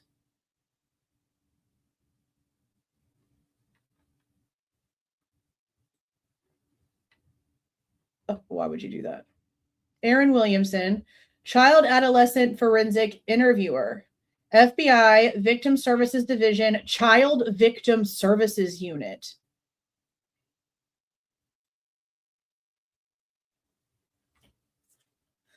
Not really a therapist, no. She's like if a child gets messed with, this is the forensic interviewer that goes in that knows how to speak to a child to get a child to answer questions.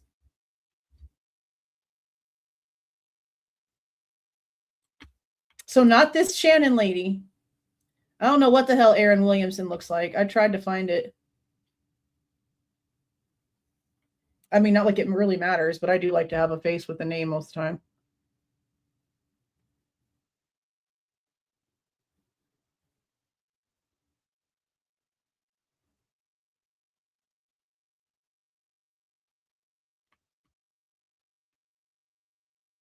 Okay, I think I found her.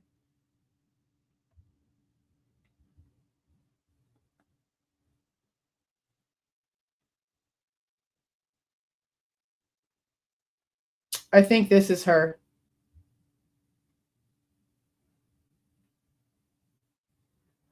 I think this blonde lady here is her.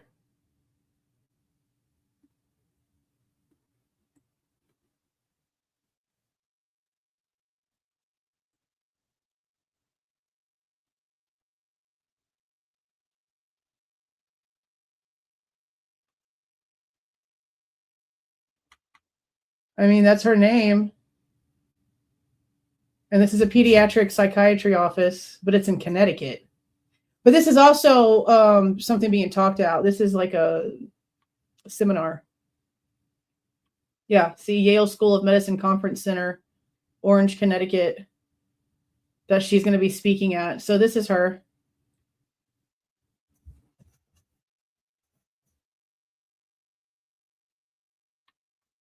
Yeah. Erin Williamson serves as the Chief Programs and Strategy Officer for Love 146. She is responsible for leading the development, implementation, and operation of Love 146's U.S. survivor care and prevention education programs. Erin has over 20 years of direct service, program management, and applied research experience in the fields of social service and criminal justice, with particular expertise in the areas of human trafficking and child exploitation. She has a master's in public admin and is a licensed clinical social worker. Erin also sits on the U.S. Department of Health and Human Services National Advisory Committee on trafficking of children and youth in the United States. So she is a child's forensic interviewer. And they have her talking to frickin' Dylan.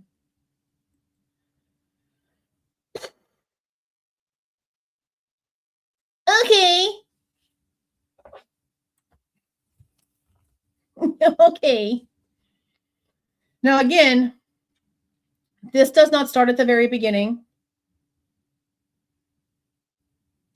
It goes from page 78 to page 112. And I'm not going to read every little thing. Like, I don't care about whatever furniture store I think they're talking about right here, but the majority of this I am going to read because it's all very new. We have not listened to any of this. This is all going to be new information. I don't know if Dylan's the only person that she interviewed. This is the only information that's in here. So I don't know. She might have talked to Bethany. I have no idea. I don't see why. Again, these are adults out sleeping with people, doing adult things, drinking adult drinks, making adult decisions. I don't understand why the hell you have a child psychiatrist interviewer. Basically a sane interviewer. Like, I don't know why you're doing that. That's crazy. Super wild. Okay. And again, I didn't know that she was from Utah until right here. So it makes Matthew Gammett's little trip even, more interesting to me. Okay. All right. Ever lived anywhere else? I lived in Utah, like Salt Lake-ish city, until I was like 6-ish, and then we moved to Boise. Okay, it's been pretty much the biggest chunk. Yeah, okay. Boise's a good spot. I like it. We don't really care about any of that. Okay.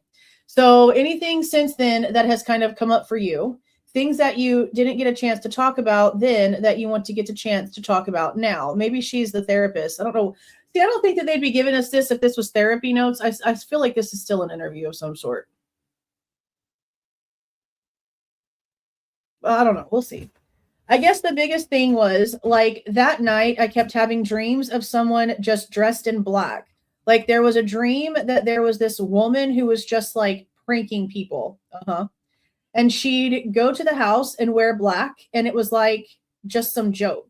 And then I met her, and she's super nice. And then I was talking to my therapist about this. I didn't remember if this was like, because I've always had really bad dreams. Like, I've watched Criminal Minds. I lucid dream a lot. So I have like scary lucid dreams, but I know I'm dreaming. So it's like, doesn't really matter. But sometimes I don't have lucid dreams. This is going to be so hard to read.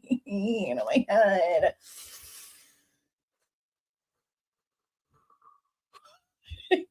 I can't stand how she talks. Okay. But I don't. I think it was one of the dreams, and it was like the figure in like all black and like the kind of mask, because again, I don't know exactly what kind of mask it was, but it was like he was running, but with high knees. Mofo was goose stepping. The football practice? Goose stepping. Like almost prancing around, which was kind of weird. You know what image comes into my mind when I hear this? Oh my God, what is his name? This freaking movie.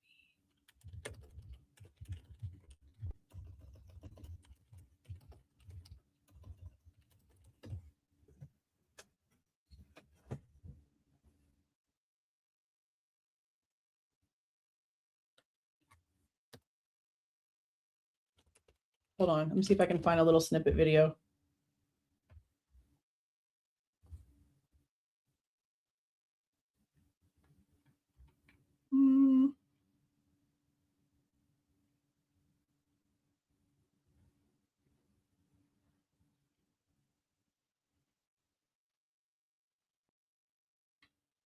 Well, I guess they're not just going to have it easy for me to find. But when I first read that, I thought of the bowler hat guy from Meet the Robinsons, because there's like a scene in here where he's like high knee stepping like a villain walk. And that's just like the first thing that popped up into my head was this very cartoonish high knees up to the chest, little like villain walk in all black and a mask, like a cartoon robber. That's exactly what went into my brain. A cartoon robbing scene, like Pink Panther. I mean, yeah. Not wrong. Not wrong.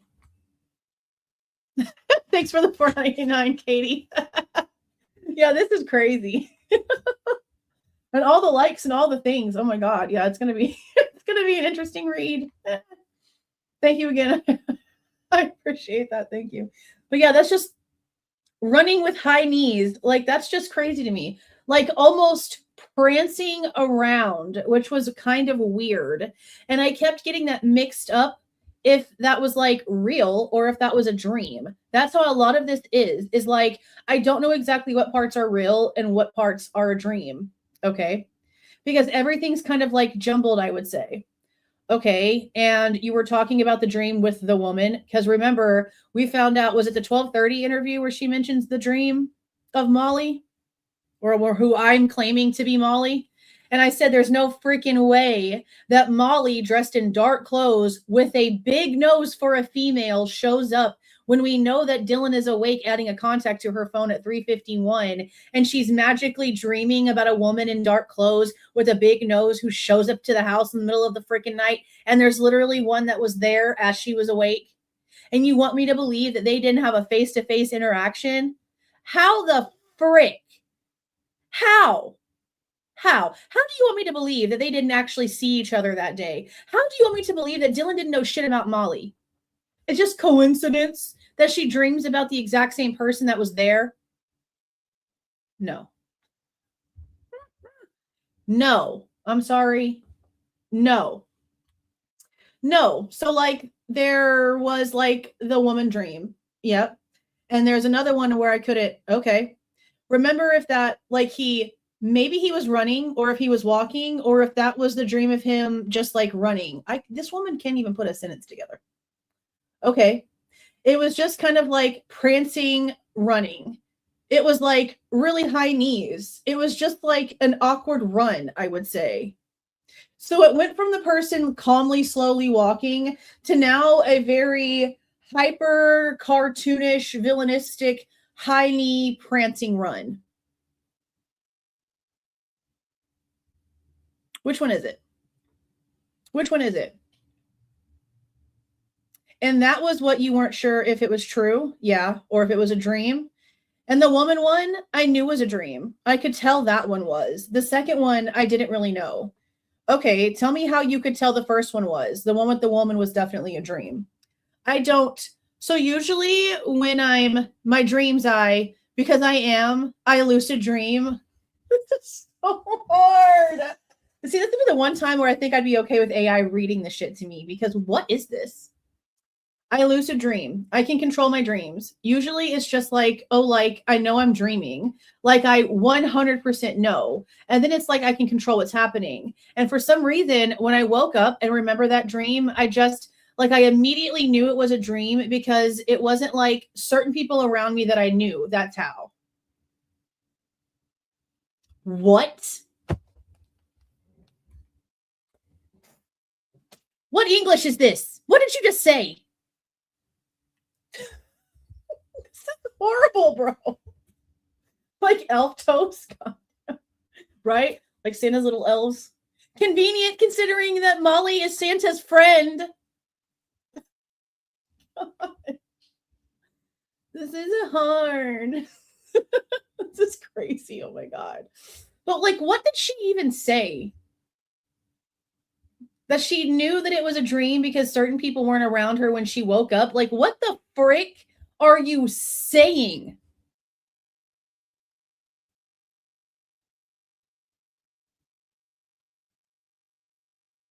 Okay. Uh-huh. That's how I just know. It's like I can't see their face clearly and I know it's not like real. Like, okay. So that's how I knew. And then in the second one, there wasn't other people around. Like it was just when I was in my room and it was opening the door that he was like running. Okay. But I didn't know if he was going, like if it was exactly in the house or not. It was just weird. How can you see if the person's outside running? What do you mean? Yeah. And I couldn't like fully understand when I woke up that like was a dream or not. And I guess like when I woke up that morning, everything was just like, what the F happened? What do you mean when you woke up that morning, girl? Yeah. And like when I called my friends again, it wasn't worry. I wasn't worried about any of my friends because we were home.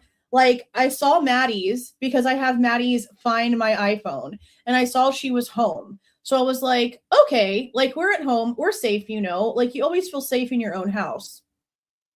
You literally just went off about how you were constantly paranoid in your other interview. So that's not true for you. So it's the same stupidity almost as nothing happens in Moscow that she's trying to throw out there. So unnecessarily. And like when I called my friend, it was because I thought someone was in the house, but I didn't know if they were there or not. So I wanted them to come check with us. But it was like, that's why I didn't know. Like, and then like we find out later, like what happened. And we were just like, what the F? Like we didn't even think that, okay, imaginally happening. It was just weird. Yeah. Shit, I guess. Yeah. So I want a couple things. One, I forgot to mention, I've got some chats and some pictures that we may look at. See if you can help me out with them. I'll let you know when we get there. I just like to let you know that from the beginning. Okay. But so you're talking a little bit about kind of like when you woke up and calling your friends. Yeah. I want you to go back to the beginning. Like Saturday or yeah. Then the night started? No. Go back to Saturday day and just kind of walk me through everything that you remember happening that day. So obviously the day before is Friday. That was formal. Uh-huh. And we had like small, not a big party. It was all Pi-Fis and their dates. I can't remember exactly. Maybe like 30 people, maybe more or less. It was pretty small. Now remember that on Friday that Kaylee had called Jack to come over, but he couldn't go because he was working. So then he tried to go over after the fact and she told him no, because what was she doing? Hanging out with her new boo thing. So he was already pissed off come Friday that Kaylee wasn't letting him come over. So let's just keep that in mind. You know, let's just keep that in mind. And like, obviously we were all drinking a lot. Like, I don't remember a lot of that night because I had been drinking too much. Saturday was the last Vandal home game day. And so like, and so we were like, we all got to hang out because it's like Kaylee was leaving, Maddie was leaving for like next year. They wouldn't be here for another game day. But in the previous interview, when she was asked if there was a game that day, she pretended like she couldn't remember. But suddenly the game day holds all of this importance because people are leaving. But right before this, you acted like you didn't even remember there was one. That's crazy. Okay. Dylan, we woke up. I think I forgot to tell the cops this, but we started drinking champagne. I don't know if I told them that or not. Okay. But like, it was like champagne mimosas. We had started drinking a little bit, and then we were at my house with a few people, like our close friends were there. And then we went over to the White's apartment, which is that big white apartment building right in front of our house. It was one of the A5's apartment. Kaylee was an A5 and Bethany knew some of the A5s, so we were invited to go over there. So we all went and we took pictures. That's that picture that's circulating around everywhere. I probably had 2-3 drinks, I would say at most. They're like seltzer White Claws, those ones. Literally nothing again. Uh-huh. We hung out there for a little while. I don't know how long we were there. I feel like we came back home like around 5-ish, maybe a little bit earlier, maybe later. I can't exactly remember. I think it was after the second time that I heard, from what I thought I heard, was I could hear someone crying, and I, for some reason, believed that it was Kaylee. See, that it just like, see how it just jumped? See how it just jumped? This is talking about right here. I didn't notice this as I was highlighting stuff. This is talking about them, getting back to 11:22 after the Whites party during the daytime. And then it jumps down here to the noises that she's hearing and thinking that the voice and the person moving around is Kaylee. It just skipped all kinds of information right here. Okay. I think that was after the second time, which would be at this section because of all the skipping, her opening and closing her door. I can't believe they just jumped like that. Okay. From what I thought I heard was I could hear someone crying, and I, for some reason, believed it was Kaylee. I don't know why, but I just, at that moment, I was just like, that's Kaylee. But it wasn't like this scared or for help cry. It was just kind of like sobbing, like normal girls do when they're just like stressed out about something. In front of the house, as your friends were still laying in their beds covered in blood, bodies stiff as shit because you're too stupid to call the cops, you were given a completely different story. You were saying that she sounded scared, that she sounded like she was freaking out, that she was crying like she was freaking out. See how she has now downplayed everything that she actually heard that night into nothing? Oh, it was just a normal girl cry. That's not what the frick you said a month and a half ago, ma'am. That's not what you said in your first freaking interview or the second interview. Let's be serious. So as time has progressed, her lawyer has made her come in and start downplaying everything. Oh, it's just normal girl cry. Just normal girl cry. No, it wasn't. That's ridiculous. It just seemed like that. Then I heard this man's voice, and it wasn't Ethan's. It was like, it's okay, I'm going to help you. He said, no, it's okay, I'm going to help you. But it wasn't like this, like, oh, I'm going to help you, like you're going to be fine. Like, it was just like this eerie voice. And I was like, Dylan, like, what? Like, what? I don't understand what I was hearing. You know, it was just, didn't make sense. And then I shut the door and I locked it. This girl can't even like get a coherent sentence out of her mouth. I guess another thing I should have said before is when I heard Kaylee go upstairs, I think Murphy was barking, but not like a ton. And then the main thing I remember was like just hearing Murphy's bark, like distant. That's why I thought he had gotten out of the house. Okay. But then again, I don't know for sure. So then back to the bathroom scene. I thought they were in the bathroom. I don't know why. I just could tell that it wasn't in the living room because I would have heard it better. I just like immediately, like my mind was like bathroom, Kaylee, some man. Okay. So when I locked the door again, I don't know if I called or texted Bethany about that, but I knew like no one was answering. I don't know how long a period I kept opening, like how long I opened the door and how long I had the door shut.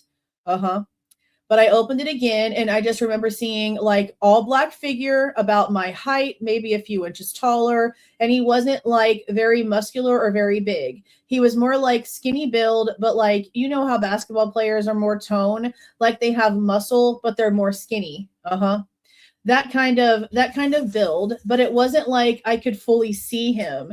It was just like this figure. I just remember this mask, and I remember like I didn't see his eyes, but I saw like, I don't remember if it was just like one eyebrow or two, but it was just like this bushy eyebrow. And I don't know how I know, but I just knew he was white. Like, I don't know where it's like how in my mind, it's just like he was white, but I just knew that.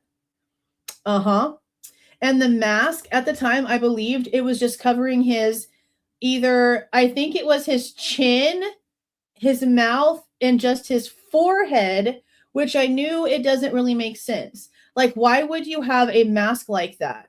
But I think it was just his chin. Maybe it was his mouth.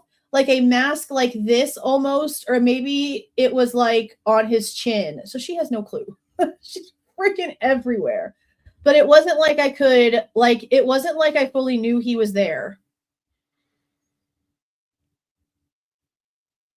Hallucinations, ma'am?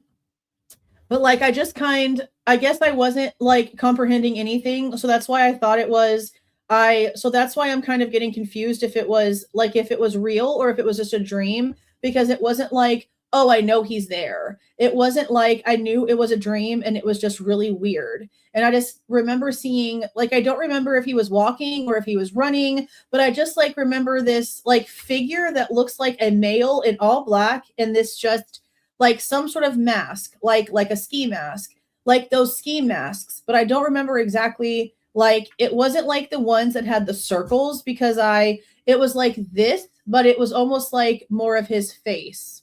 I don't fully remember. And I just remember him like coming from the living room. And I'm sure I'm going to, obviously, because he was going towards the kitchen. And I just figured he had gone out the side door. So again, it's all assumption that the door was even used in the kitchen. And then I like just slammed the door and locked it. And I was like, I remember texting Bethany, and I looked at these texts that morning. I woke up and I was like, I was not texting them right, because I was just like, what the F is going on? Like, I'm so confused. And I wasn't worried. I was just like, why the F is there someone in our house? Like, it just doesn't make sense. And I remember texting Bethany, and I was like, there's a guy in all black. And Bethany was gone. Xana was wearing, and Bethany had gone. Xana was wearing all black, and I think that's what made my mind think everything was fine. I also like had texted my boyfriend. This is where we get right here. I don't remember exactly what time, and I was like, there's someone in our house. Like, and Kaylee said someone was here and someone was crying in the bathroom, and I don't understand what's going on. So she straight up told her dude, why didn't they give us this text? Like, when they gave us this bullshit, if it's her stupid boyfriend and it's just talking about what's happening, why can we not read this message? Why is this the bullshit that we get right here? Why is this the bullshit that we get right here? Ignorant, stupid. Why? Dumb. I don't remember exactly what time, and I was like, there's someone in our house, like, and Kaylee said someone was here and someone was crying in the bathroom, and I don't understand what's going on. I want to hear the voicemails. If there was a voicemail, because she called the number 2. So I don't know if she left a voicemail or if she instantly hung up because he didn't answer and sent a text or what. But I would like to know. And he was like, well, you guys have a party house. Could it just be like someone had just been drunk walking through, and like there's probably a few people that did know our house code, because the girls before us had the same house code that we do now. And we've told our close friends, then stuff gets passed around.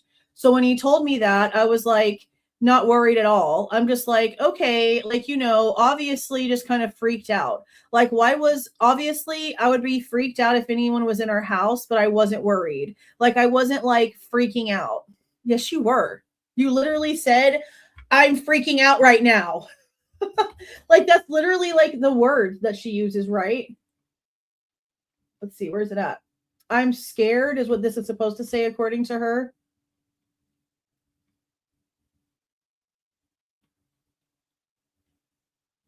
Bethany, I'm not kidding. I am so freaked out.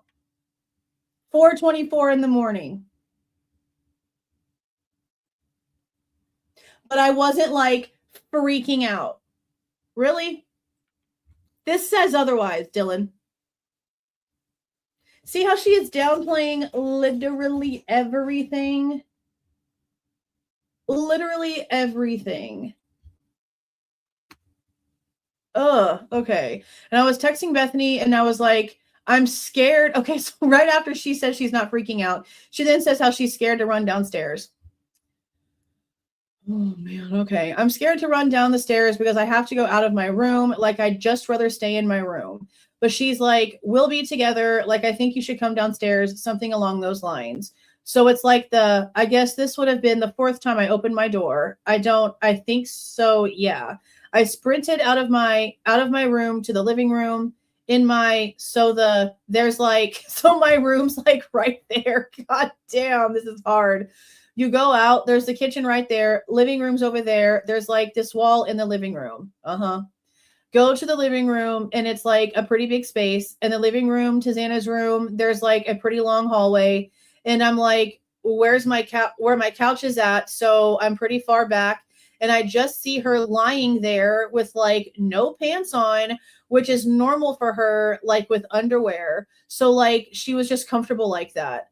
And I was like, okay, well, she's with Ethan. Like she had been drinking a lot. So she probably just passed out and I wasn't worried. But I remember just like, it was just like I could see her legs and the top of her head. Like I couldn't like see fully anything. And also I was very out of it. Like, I don't remember seeing anything weird. Like, I was like, she looks totally fine. Ethan's probably right there because they're always together. And Ethan slept at our house, like in Xana's room all the time. So, like, we loved having him there because we felt like more protected. There's a guy who's 6'3" here. Like, you know, so I was like, okay, like everything's fine. Like, she's good, you know. But I was still sprinting. Like I sprinted out downstairs. I was kind of freaked out, but then like I wasn't worried about Xana. So she says, not like I was freaked out, then says, I was kind of freaked out, but then I wasn't worried about Xana. Even though again, she just heard who she believes to be Kaylee freaking out, apparently being chased in that direction. She then sees a man in all black with a mask on, walking around the house, and in the same area that she just heard crying and a man's voice say something along the lines of, "It's okay, I'm here to help you," she sees her half-naked friend laying on the ground with her legs spread open. And she doesn't think one single time to go and check on her, physically go up to her and make sure she hadn't just been assaulted in any way. That's crazy. Miss Seltzer. That's crazy. Like nothing, it was like, oh, I should go check on her. There was not in my mind at all. I remember the cops kept asking me, were the lights on? I don't know. I mean, I could see her, but then also we had these twinkle lights that are usually always on in the living room. So like maybe those were lit up. Okay. And I don't know if the bathroom light was on. They kept asking me, like, was the kitchen light on? Were those lights on? Well, we know that Molly said it looked to her when she was in the back parking area looking down into that back door spot that the kitchen lights were on. However you want to take that. But I don't know if the bathroom light was on. Just, okay, blah, blah, blah, blah. And I was like, honestly, I just don't know. Like, I saw her, but maybe her light was on. Maybe it wasn't. So I ran downstairs. Bethany, like, opened the door and locked it. And we talked for a little bit. I don't know what exactly we talked about, but we weren't, like, freaked out. We were just like, okay, this is weird. Someone's in here, and we should just try to go to bed. Okay, this is weird. Someone's in here and we should just try to go to bed. Ugh. We locked the door. We had just fallen asleep. And then I just kept, like, those dreams I told you about were just like weird and didn't make sense. I don't remember when I woke up, but I remember, like, I texted Maddie and Kaylee and I was like, hey, are you guys up? Well, you didn't go to bed, Dylan. Because as soon as all this bullshit stops around 4:30, you jump on the damn internet and start doing all kind of crazy shit. You start taking pictures, taking videos, making edits, deleting shit, sending text messages, doing all kind of crazy stuff. You didn't go to bed. You didn't go to bed. You were doing shit all morning. Because remember the verbiage that she used in front of the house. No, not tonight. Again, in her brain, because she didn't go to sleep, it's still Saturday night to her. To her internal clock, it's still Saturday night. She didn't go to bed. She never went to sleep. And I wasn't worried about them. I was scared that maybe someone was in the house, but I wasn't worried. Like, I was like, okay, like, I'm kind of freaked out. Like, was that real or not? And like, when I woke up, I was like, I was going through Beth and mine and Beth's text to make sure I wasn't like just imagining this stuff. And I text her and I was like, okay, this is weird. Like I text you about this. I called a few of them that morning. I don't remember how late. Like I think it was right 9 or 10ish, somewhere around that time. They weren't answering. And that's when I was like, okay, this is weird. But Maddie's location's at home. So like they're all home. And like I saw Xana. And see, that's actually interesting right there too. Because when she's asked about the other two girls, she straight up says that she doesn't know. When we know that at this point, both of them look up their locations online, because doesn't Bethany look up the snap map location for Ethan?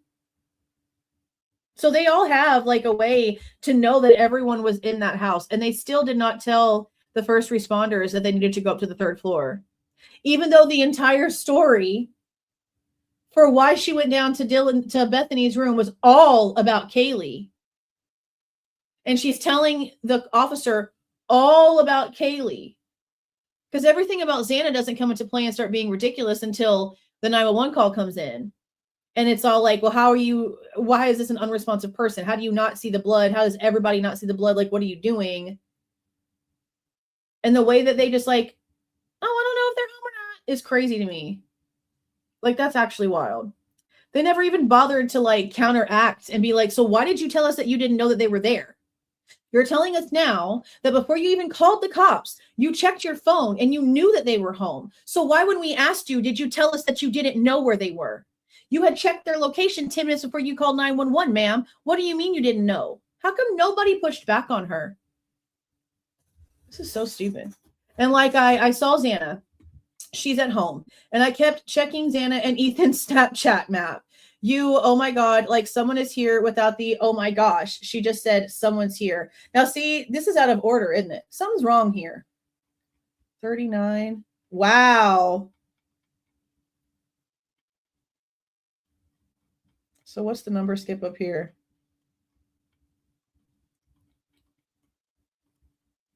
So this one up here where it did it originally went from page 20 to page 32.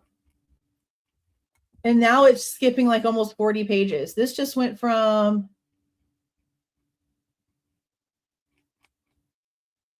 40 pages. This is going from page 39 to page 79. And just left out everything else that was discussed right here. That's crazy. Okay. And then this backtracks right here, because at this point we're back to her opening and closing her damn door again and hearing the voice say someone's here. So they're backtracking in the middle of taking away all this damn information. That's really annoying. Okay. And that's when I got up and locked the door, because I was like, I'm not, like, that shit freaks me out, like thinking like someone could be here. But I wasn't like, I just remember locking my door, looking at my door handle, and like before all this, like obviously when she said someone's here, I just hear her like footsteps going really fast, and then it just stopped. And I don't remember hearing anything else. Like I don't remember hearing anyone come downstairs. That was kind of like, now that I'm thinking about it, like the past little bit, just like thinking like how would I have not heard someone walking downstairs? That really doesn't make sense. Like, which is, I don't, that kind of just weirds me out. I don't remember him coming, like whoever that was, coming downstairs at all. And there was never like screaming or like help me. There's none of that ever. And like maybe there was, but my mind blocked it out. But from what I remember, there was none of that, which is like kind of weirding me out like that. I remember me and Bethany were talking, like we never heard any of that. So it's like we didn't, oh, why didn't we hear any of that? Like just kind of weirds me out. I feel like people would be screaming, you know, and we never heard any of that.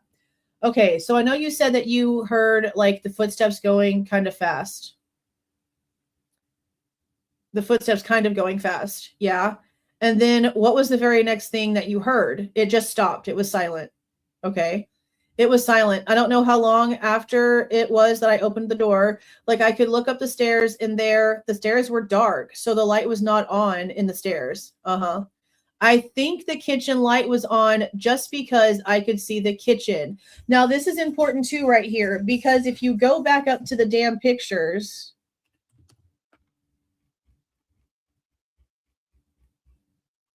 If this kitchen light is on and you are peeking out of your room and the person is literally in front of your face, in front of the stairs, the kitchen light's on and is going to give you a good view of the person right here. Look how bright this is with the kitchen light on. And you can't do a composite? Bullshit.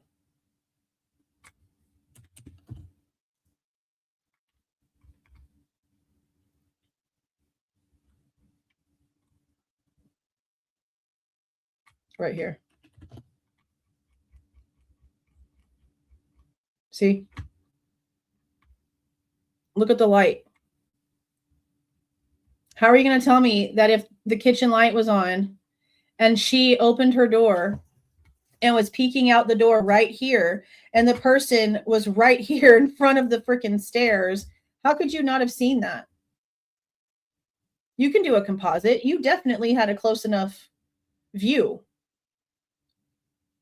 You definitely had a close enough view.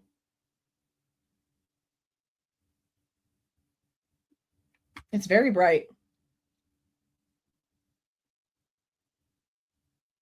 And look, again, the doorway is right here. Look where the step's at. Look at the step. That step is like right here on the other side of this wall. So if the person was just walking off the step, right where that spot is, that's less than 3 feet of the person in front of you, if you're being honest.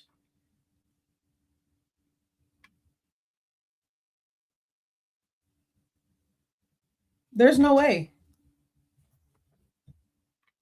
You would definitely be able to see that and do a composite and know what color the eyebrows were because you're like right there in his face. That doesn't make sense.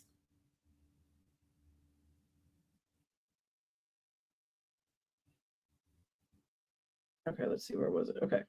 And again, Molly said that she also noticed that the kitchen lights were on. Okay. And tell me everything that you remember seeing at that point. I'm pretty sure the pong table was there because I could see the red Solo cups on the, I'm trying to think of it for sure what was there. I'm like trying to think now when I took Murphy out if it fully was there or not. Just like something like, I can't remember like fully if it was, like, that's okay. It's just not coming to me for that. The pong table being there is not coming to you. It was there for like all day. Had to have been there like all day, or at least for the majority of the afternoon. We didn't see it there on Friday, but it could have just been in a different location because that's where they wanted to take pictures, and they might have instantly moved it back after the photos were done. We don't know. But you would have had to have like ran past the table to go down to Bethany's room. So you'd think that you would know that. Also, considering the fact that it was there in that same spot when you were awake before all of this, like with Lakeland and blah, blah, blah, whatever. Like it's in the background of the photo of her on the couch at 1:33 in the morning that Lakeland took. Okay. I just remember, like, I could see, like, when you look into our kitchen, there's like this little pantry door. I could see our fridge. I could see, like, all the dishes on the sink because we have, or like on the table. And I looked up. I didn't see anything up the stairs. It was just dark. I looked to the living room. I could see the bar cart and I could see like the wall.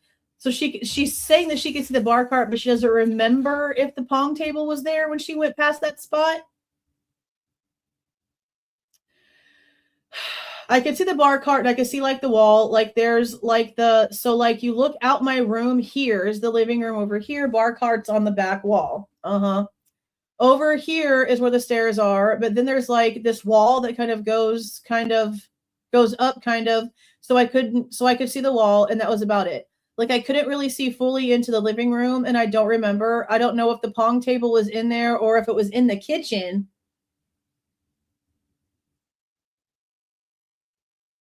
I can't remember at all. And then I just closed and locked my door. Tell me how you were feeling at that point. I was just kind of freaked out because I wasn't like, I was freaked out, but I wasn't like worried. Someone hand this girl a dictionary. Like, I was just like, the thought of someone being in the house just freaks me out, but I wasn't like freaking out. What? Someone being in the house just freaks me out, but I wasn't like freaking out. Like, I wasn't like, oh, I need to call 911 didn't come to my mind at all. I was just like, we're just going to wait it out. Like, he'll be fine. Like, he'll go. Like, it will. Like, here, we'll leave, you know. Tell me what you were thinking, because I know you said a little bit of like a few times that you were freaked out but not worried. Yeah. And like, tell me what kind of just like in your mind stressed was going on. Okay. Just heard it. Did we just skip again? Yep, we just skipped again.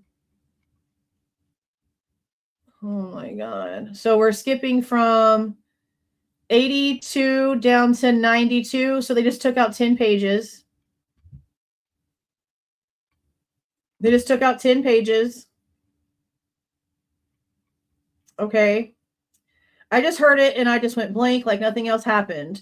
And like in between seeing, like from seeing like inaudible, I saw the person when I opened the door, like looking at the stairs and like looking at the living room. Shutting my door is like, I don't, like besides like looking at my door, I don't remember anything else. Like I just blocked, like everything is just like, I don't know what happened between those times.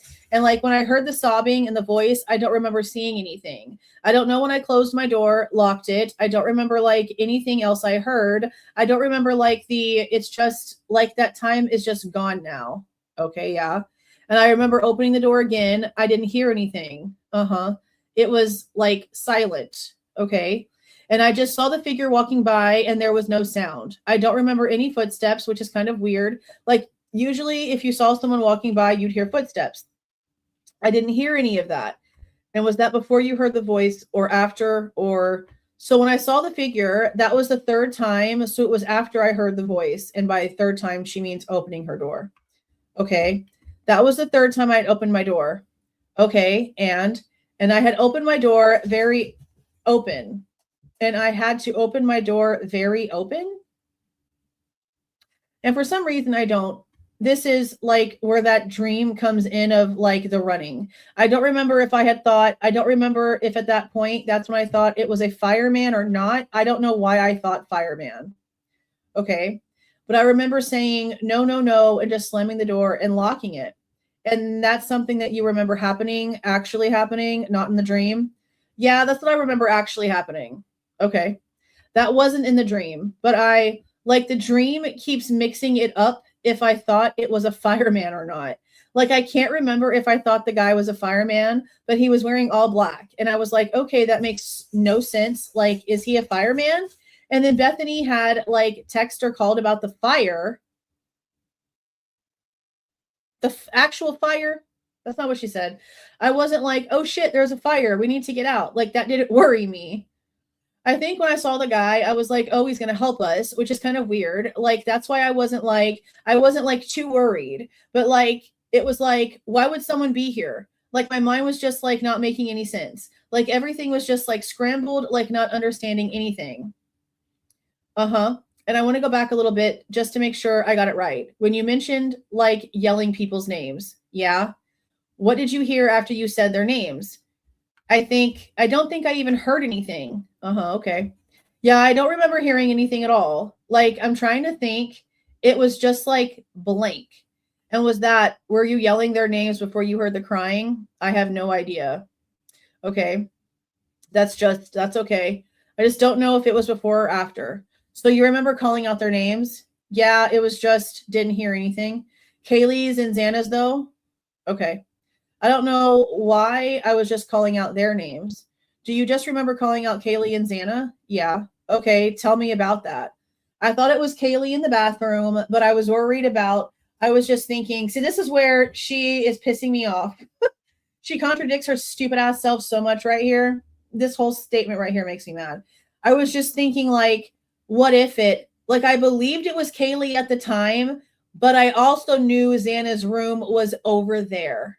So I was calling. I think when I was like trying to wake up Xana, like from my room, like have her get up so she could like understand what was going on because I didn't understand. And then again, I don't know for sure. Like, I don't know what my mind was thinking. So her dumbass literally told us in the 11/17 interview that she did not want to wake up Xana, that she thought she was just sleeping on the floor and she didn't want to wake her up.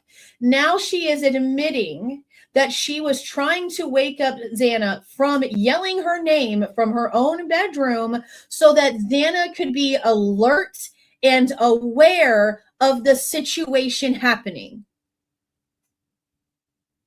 Understand? She's literally saying, I was trying to get Xana's attention because I thought that Kaylee had been chased down the hallway where the crying was. And I know Xana's that way. And I was trying to wake her up so that she could understand what was going on. But her bitch ass still did not stop and check on Xana after she goes out of her room and sees Xana spread eagle, half naked on the floor.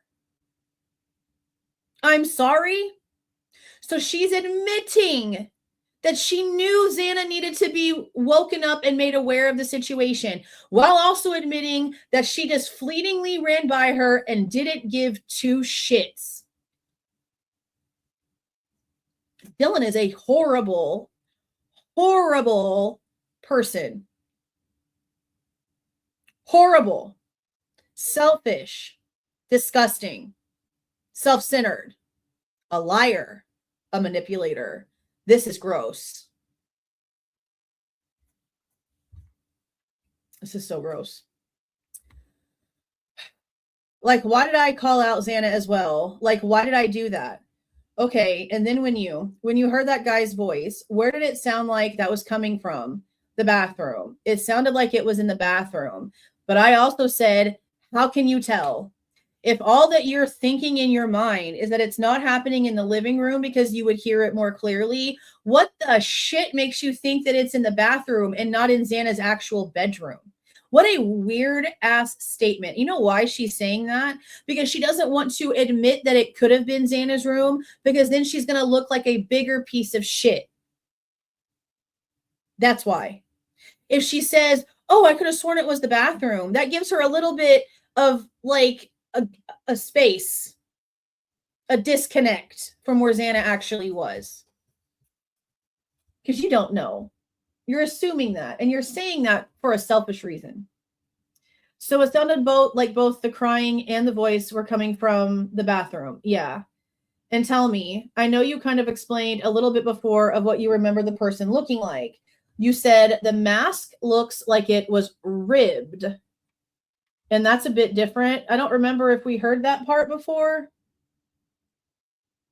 But it would make sense because the majority of those masks are like that. Yeah. Was there... Actually, maybe we did hear that before. Maybe they did mention that once before. Was there, like, did it cover... When you're talking about it like a ski mask, is that, like, covering the whole head? Or, yeah, I couldn't see any of his hair. Okay. But I remember just, like, seeing, like, it was, like, almost rectangular. Like, not the circle ones. It was rectangular because I remember seeing, like, just, like, I don't know how to explain.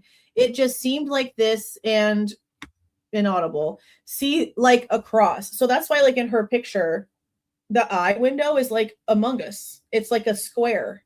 It's like a rectangle eye shield in that spot. But I don't remember seeing his eyes, but I feel like his eyes were there. I feel like his eyes were there. Well, I'd freaking hope so. I could just see like an eyebrow. I feel like that's how I knew he saw me, was because I could see his eyebrow. Like if I could see his eyebrow, he can see me. Now we went through and looked at the photographs and the videos again of the Nancy, what's her face? Nancy Guthrie. The eye mask area is like super, super embroidery, like really, really, really, really, really thick embroidery line. So I really think that whatever she might be trying to use as a freaking eyebrow is most likely the embroidery line around the mask area because of how thick that material is. I think that's probably what she saw, if she saw anything. Because this shit's crazy. Okay. And like, I don't know why. I really believe he like did make eye contact with me, but I don't know why I believe that. Okay, tell me what you remember about that. I remember just like opening it and just like seeing that and just like not understanding. Like I was just like, I feel like I almost just like stood there for a second. Uh-huh. And didn't even think and just froze up, which kind of weirds me out also why he didn't like ever come towards my room. Because if I was frozen like that, I could not have done anything. Now, this is like the first time we're actually hearing her use that word. Because this has never been said before about her freezing up with the door open. You know what I mean? Not that I could remember. But then I feel like I almost was like just in this like frozen shock phase. There it is. Who gave her this verbiage? Who gave her that? Somebody gave her that. Somebody gave her that. And I just got out of it and slammed the door and I was like, no, no, no, and locked it. And so when you saw this person, yeah, where were they when you saw them? Pretty much like right outside of my room. So like my room, so like room and the kitchen are like parallel, like right across from each other. Uh-huh. And then there's this wall. It's like diagonal just a little bit. So that's the wall. So if you're looking out towards the kitchen, there's like a closet underneath the step. And then as soon as that closet ends, the wall goes to like a catty corner that sort of angles out towards that window in the back of the house that had the handprints on it right before the table. And then there's this wall. It's like a diagonal, just a tiny bit. From what I remember, I think he was just like walking past that little wall and going towards the kitchen. Okay, well, then that would have had to have mean that the person's back was to you. That would mean that the person's back was to you. So how did you see a face? And I don't know, like I just remember seeing an eyebrow. I don't know why I just see one. It was like just one bushy eyebrow. I don't remember the color, like the full shape. I just remember it being bushy. Okay. And I don't really know why. It just doesn't really make sense. And I just remember like all black, but I knew he was white, which I don't remember seeing that, but somehow I just knew he was. So she's claiming that she just knows the guy was white, but that she never actually saw his skin. Because you have to remember, she's claiming that she saw the person's face, but while claiming that she's seeing like pieces of the face, she's not claiming what pieces of the face look like. Because she would be saying, I knew he was white because when I saw the eyebrow, the backdrop was white or peach colored. When I'm looking and seeing that his I can see his nose, it's because the skin is white or whatever. She never mentions the skin color coming out the freaking mask. And again, just says, oh, I just knew he was. That's crazy. Could have been any color. Could have been Asian, could have been black, could have been Indian, could have been anybody. And she's just like, yeah, I just don't know. So it's a white guy by default. It's a white dude by default because she don't really know.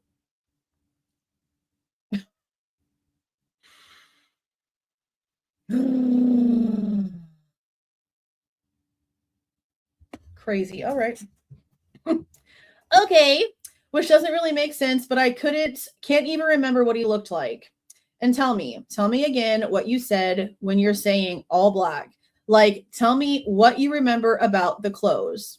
Just like black long sleeve. I'm like thinking if it was like a longer neck, but I don't know. Meaning she doesn't remember if it was a turtleneck or not. I just remember like black pants. I don't remember what kind of pants, like if they were jeans or cargos or just like that kind, and black boots. I just remember like it was all black. There was no color at all. Like it was all black. Any patterns or words or anything? No. Okay. I don't know if he had gloves on or not. I think he did because I don't remember seeing any color of like skin. Exactly. She doesn't remember seeing any color of skin, but they're saying this is a white guy.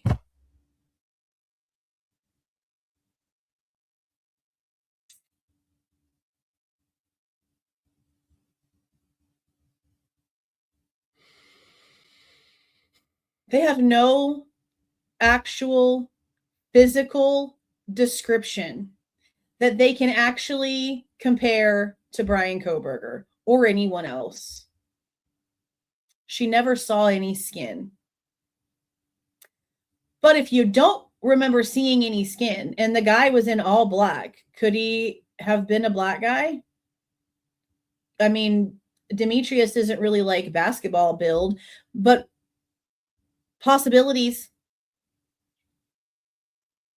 She doesn't know how the person was white.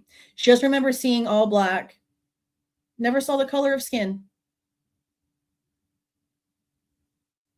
This could have been an alien. This could have been a purple person. We don't know. She never saw any skin, even on the face. Even on the face.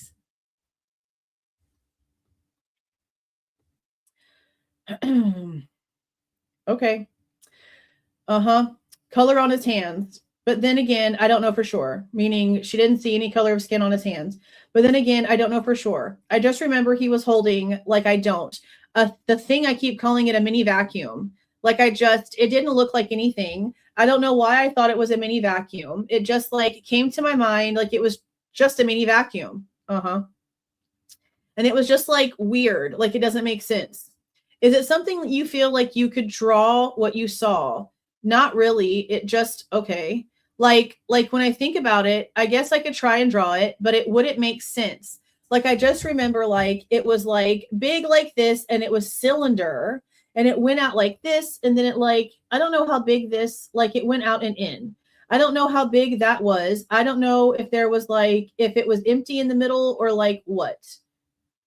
And then I think we just skipped again. This is page 100. Oh my God. 74 pages. It just skipped 74 pages. Oh my God. Okay. I think this is talking about where she was when she was looking at Xana.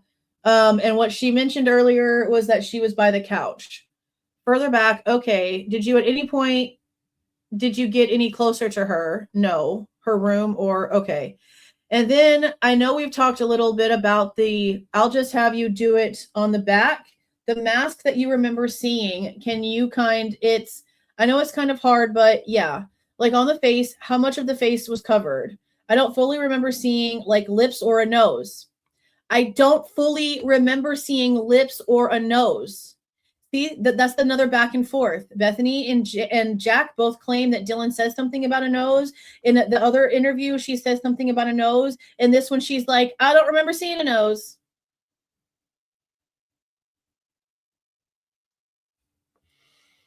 Okay. So like, I'm just going to draw this. You can just draw like a basic head. Yeah, I pretty much just remember like, I don't know if, I think it was covering lips, but it just like went this and was like straight across. And I already showed the drawing.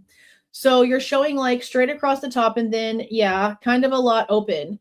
Yeah, but I don't fully remember if it covered his nose and his mouth for sure. Like that's something I don't remember.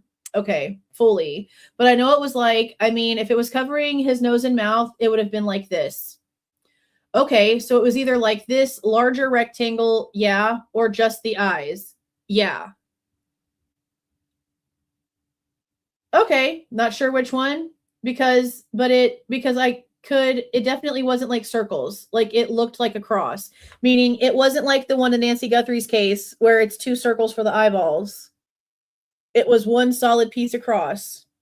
Yeah. Okay. And you said you just remember seeing like the eyebrows. The eyebrows. Okay.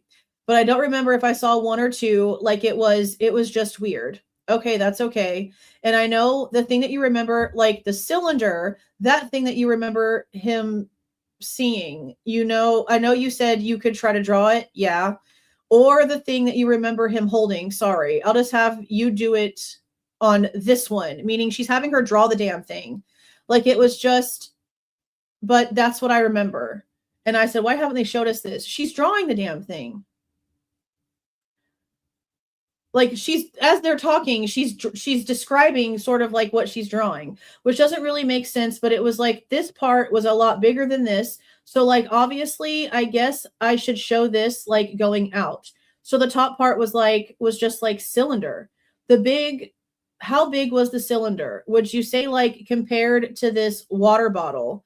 I'm thinking like of looks like almost like that size. And I don't remember if it almost like in my mind, it almost looks like it was like black or it was like this gray silver kind of color. I don't remember. I'm like either of those two colors. Okay, so let's see what this is. 33.8, yeah, 33.8 fluid ounce water bottle. That's like twice the size of a regular water bottle. Regular schmegular water bottles that you get in like cases of water are, I think, like 16 point something ounces. So this is almost double.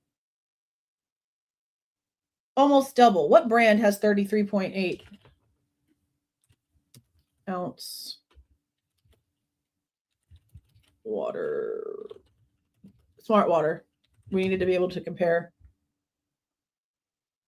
Smart water.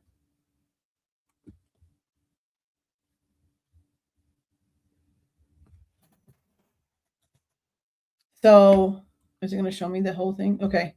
So this kind of bottle right here, the smart water bottle is what Dylan is saying is about the width of the thing that she saw.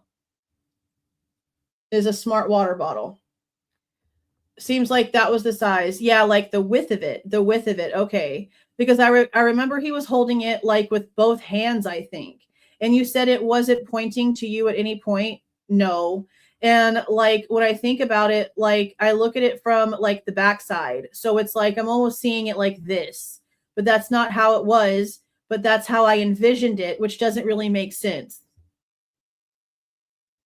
And when I think about it, I'm looking at it from like the backside. So it's not like I'm almost seeing it like this, but that's not how it was, but that's how I envisioned it, which doesn't make any sense. So she's envisioning it a different way than what it's actually like in front of her.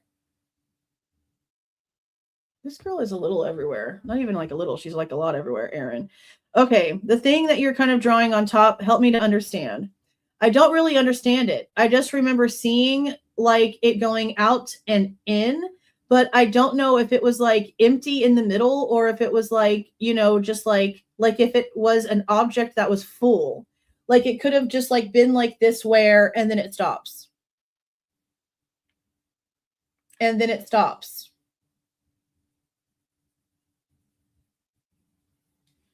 So I don't know what the hell she's describing. I have no idea what the hell she's describing. I just know it's the width of a smart water bottle.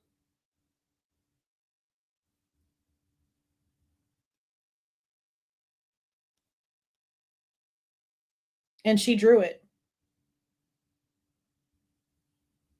So I don't see how I shouldn't be able to get this photograph. Like I don't understand. I don't see how I would not be able to get a copy of her drawing it. Because now we have the date and when it happened. Okay, so this is Brett Payne's, like I said, PCA. I guess what we can do is go grab the original one and just read the pieces that are redacted. There's a couple more things after this, but I already have the page I need open over here.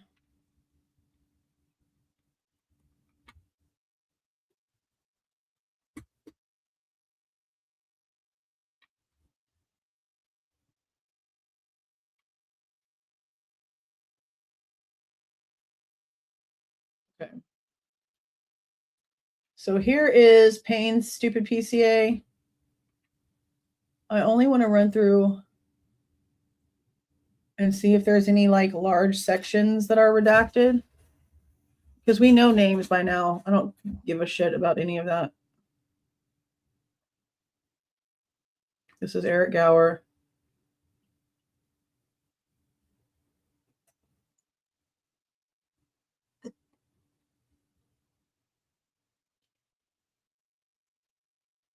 I'm just looking for like big spots of redactions. so that we can go to the other one and check. But I don't think there's really like too much, honestly. I remember this being pretty open.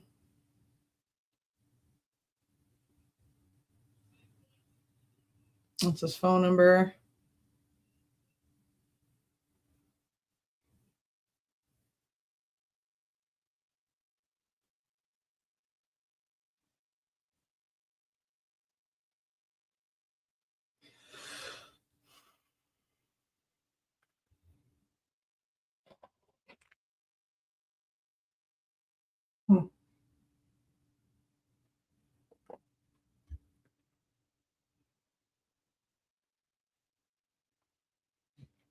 Not really anything redacted.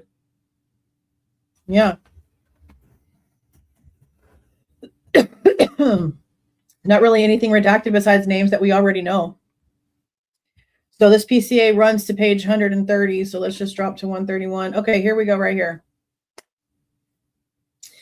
On 12/19/2022, the same day that the Moscow Police Department got the phone call from the FBI that Bryan Christopher Kohberger was the name they needed to be looking at, they or someone, maybe the FBI, I don't know, Stephen Hymas.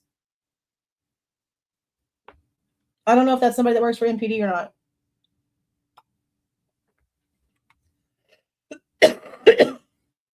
But actually it says, attention, Stephen Hymas, but then this says created by B. McDermott.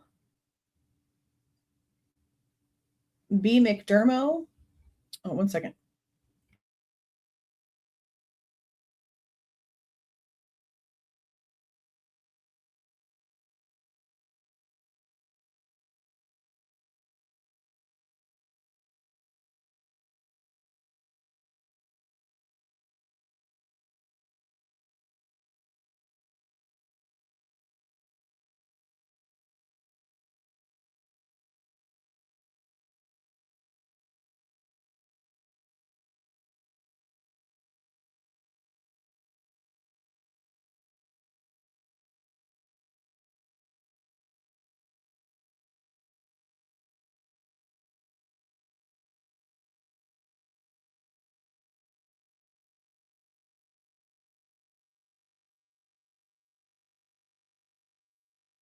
Okay. So I don't know again who these people are or whatever, but this is where's it at? UCJIS. So if you type in UCJIS, it is the, it's going to take a second to load.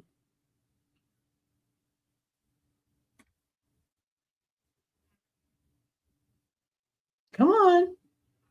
You can do it. Okay. See, it doesn't let you actually like do anything. You have to have like a login. This is a restricted access little situation here, but I want to find that article right here because we're going to read this real quick. Because this was a Washington officer that got in trouble this year for this. Okay. So I don't know why. I have no idea why they would. I don't even know why this is in here. I don't know why this is in here. This is about identification by bushy eyebrow with Dylan Mortensen. We know that Dylan now was born and raised in Utah until she was 6. So other than that, I don't know why out of all of the databases they could have searched on 12/19, they chose to search Utah. I don't know. I kind of would like some clarification. But this article came out in April of 2026, so 2 months ago, barely 2 months ago. St. George, Utah. Unauthorized searches in Utah's criminal justice database have cost officers their jobs and led to criminal charges. but the offense is still classified as a Class B misdemeanor, punishable by up to 180 days in jail. Washington County Sheriff's Detective Jeff Johnson was terminated for unauthorized use of Utah's criminal justice information system known as UCJIS. The case is part of a broader pattern of law enforcement officers conducting unauthorized inquiries in the database for personal use, which is a crime under Utah law. UCJIS houses federal and Utah criminal justice files. Officers must be trained to use the system and sign an acknowledgement that it can only be used as part of legitimate law enforcement investigation. 2 News Investigates found multiple examples over the years and deeply reported on this issue through 2025. Criminal defense attorney Nathan Evershed, a former prosecutor, said improper database access can end careers. Yeah, well, it doesn't for the DOJ, apparently. Okay. Human nature can be human nature, and curiosity killed the cat. It can also kill law enforcement's career.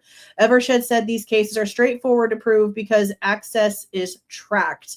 There's literally nothing that is easier to prove than someone going into a database for their own personal reasons and their own personal whims to follow people that they are attached to, he said. These law enforcement officers, they have to log in with their names. They have to log in with their credentials. They pull up someone's license plate number or criminal background or something like that. It's the easiest thing to prove, but they still do it. Despite that, officers continue to be caught using the system for personal reasons. In one case described by Marcus Yoki, the Assistant Attorney General representing DPS at Peace Officer Standards and Training, known as POST, said during a disciplinary hearing on March 20th, 2025 for Springfield Police Officer Larry Tushner, accessed protected government records regarding his ex-wife's boyfriend and solicited another officer to accept access protected records on the same party. He went on to say, Tushner said that he accessed the records because he thought his ex-wife's boyfriend had a suspended driver's license after being arrested for a DUI. He disseminated the protected information to his ex-wife. Data obtained in a 2 News Investigates review last year showed 24 people have been criminally charged for breaking the law over the past decade, totaling 72 charges. The majority of those charged were law enforcement officers.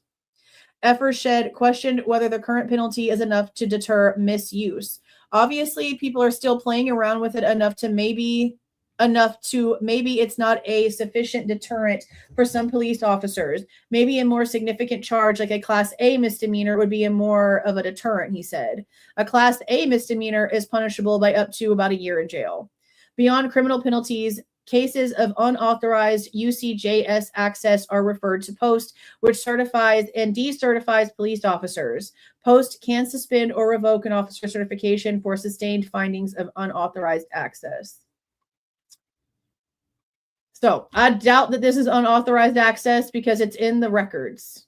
But I just find it interesting that, of all things, a Washington officer got in trouble for utilizing a Utah database, and for some weird-ass reason, they decided to search Utah's database of all things on 12/19 when they get his name. And again, when Blaker and Matthew Gamet went to Houston to drop off the reference sample of the DNA from the sheath with Othram, Blaker went straight back to Idaho. Matthew Gamet went to Utah for a few days before he came back. And we know that it had to do with business because it's in like all of the, which I guess you would call the petty cash invoices for him parking and him flying and all this stuff. Like the receipts are in the stuff that we got from our FOIA from ISP. So it was work related. So I would love to know what Utah has to do with this because that's 3. That's Dylan. That's a weird random ass search in here for Utah in the middle of bushy eyebrow identification that doesn't have anything to do with bushy eyebrows. Like there's no pictures or anything in here that they're doing. This is all name and date of birth search.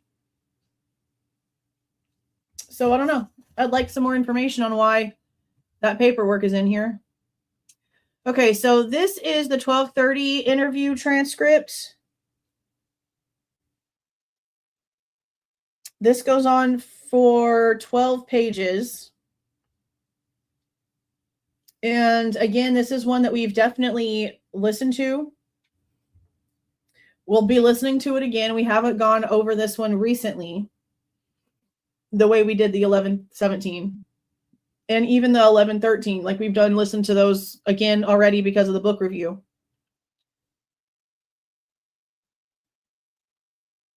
So we're just going to talk about like the personal stuff where I know that like these names and stuff were originally redacted. So this is just like random questions really, but notice where it jumps. So it starts off like with its introduction on page 3. And then it jumps down here to page 95. So it takes out over 90 pages before it finally starts giving us information. Isn't that wild? Okay, so then it starts off with Dylan saying, I think my mom had talked about all the media stuff and then someone said something about how Jack Showalter's been in the exact same media and that he's been so helpful and cooperative. And that made me think, oh, that was good that it wasn't him. So I was like, okay, well, shit, it's not him. Like, I don't know who else it could be. And I really thought it was someone from U of I because it's like they knew where we lived. Because for me to go up to Kaylee and Maddie's room, you have to go past my door. I don't know if I locked my door or not that night. I usually did when I wasn't drunk, but I was drunk that night, so I have no clue. No, you weren't. No, you weren't. So that's why I kind of just figured it would be someone at U of I that knew exactly where all of us lived in that room in the house, because obviously they never went down to Bethany's room ever, from what I know. So that kind of just like made me think, oh, it's probably someone from U of I. But like we've been talking to our friends, like who could it be? And we couldn't think of anyone. The only thought we had is Jack Showalter because of like he lived next door to us and he was a hunter, blah, blah, blah. Just like random stuff like that.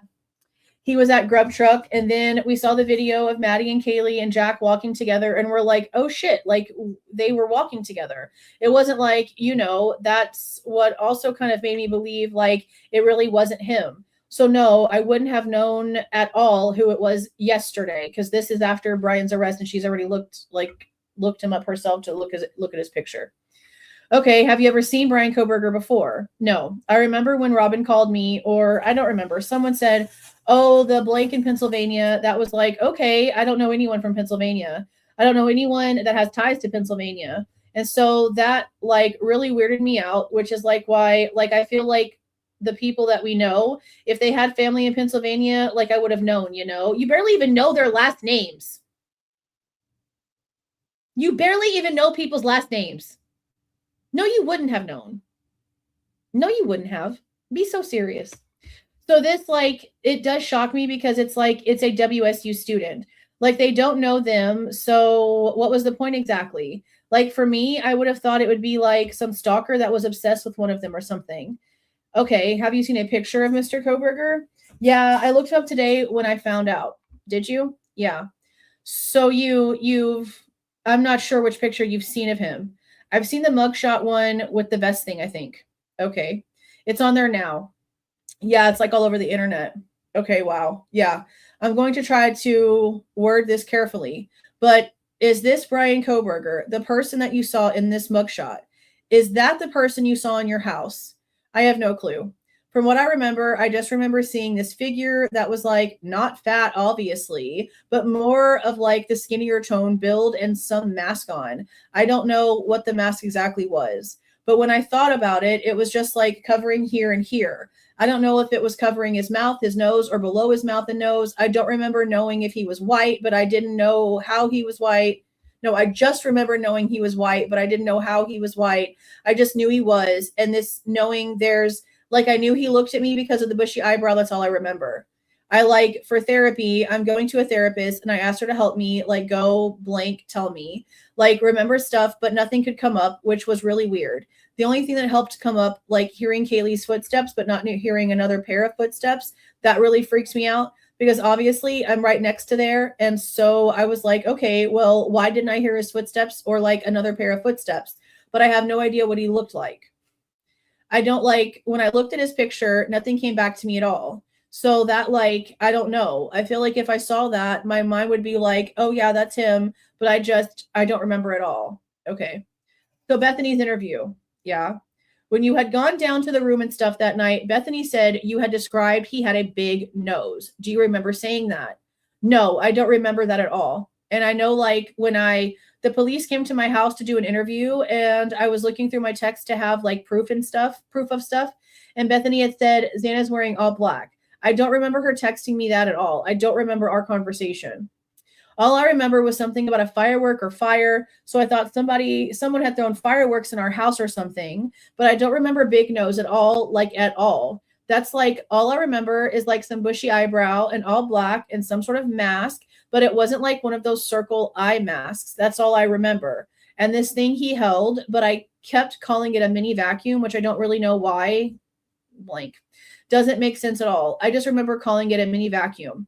Then I remember when I went downstairs to Bethany's room, I don't remember what we talked about at all. I just remember like laying in bed and looking out the window and seeing a truck, what I thought was a truck. I don't remember the color. I don't remember like it was like a decent sized truck. How did you see that laying in her bed?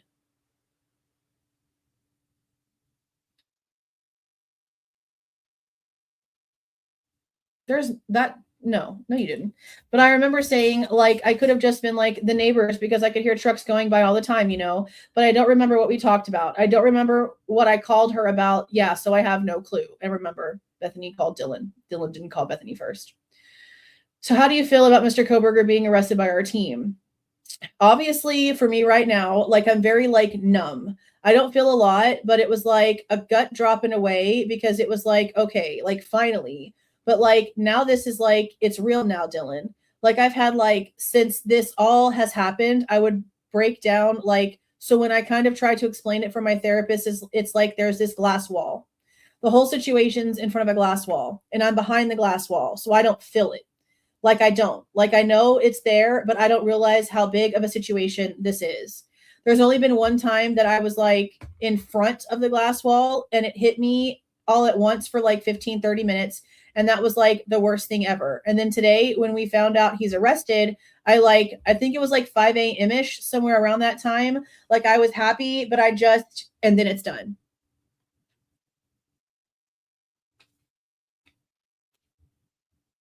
They cut it off right there. All right. Grand jury testimony. Grand jury testimony. Here we go. So I'm going to read all of the pieces, even the pieces that are not Dylan, just so that you guys can see what I was talking about right here. This is definitely a male that was there that morning. There's not enough context to be able to tell who it was, which one of them it was. Just want to make sure you guys can read this whole thing because it's like different. And then I'll put myself down here.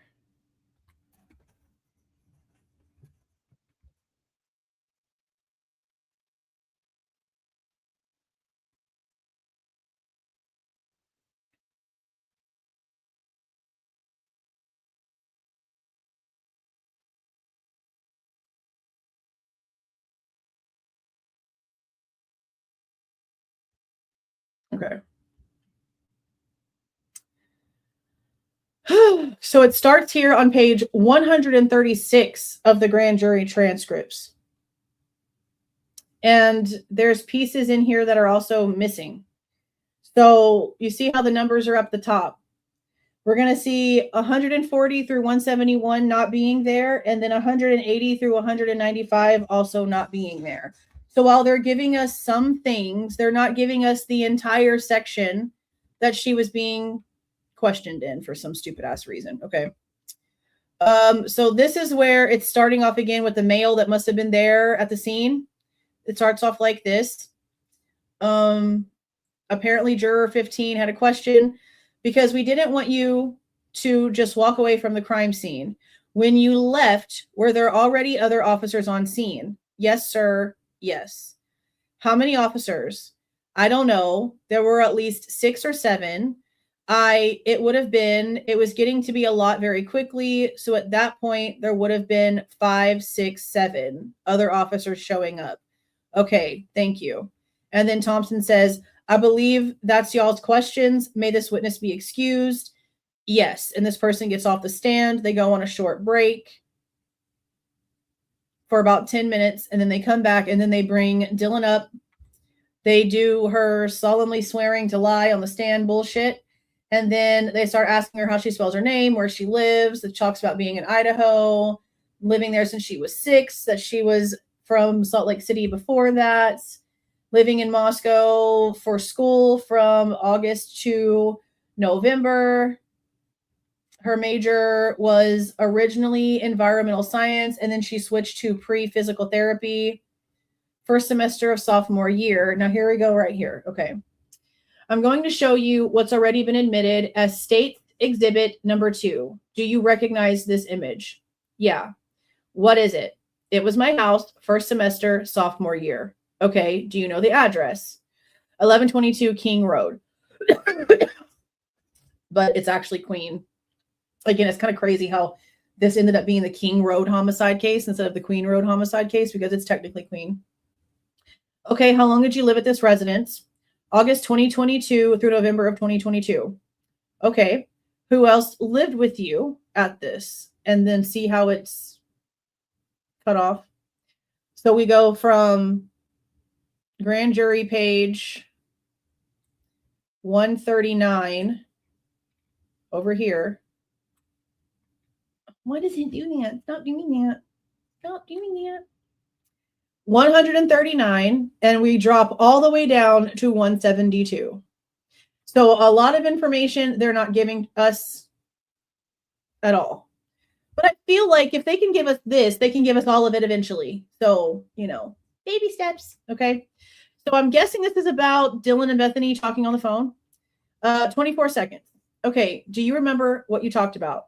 No. Probably just like what's going on. Usually when we were scared, we would call each other because we were known as the scaredy cats of the house. We get scared of everything. Okay. And we also knew if one of us was scared, the other one would probably be up. So I called her. Okay. And then what did you do next? And then I called Xana at 4:20. Okay. Do you remember if she answered? I believe she did not. Okay. And then who did you call? Kaylee Goncalves. Okay. And do you know if she answered? I don't believe she did. Okay. Then who did you call? Bethany again. And at what time? At 4:20. Okay. And did you talk to Bethany? Huh? Did you talk to Bethany? Yeah.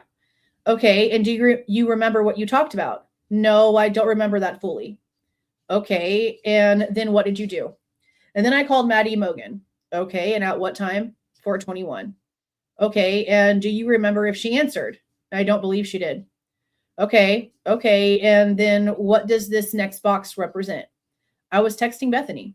Okay. And what did you text Bethany?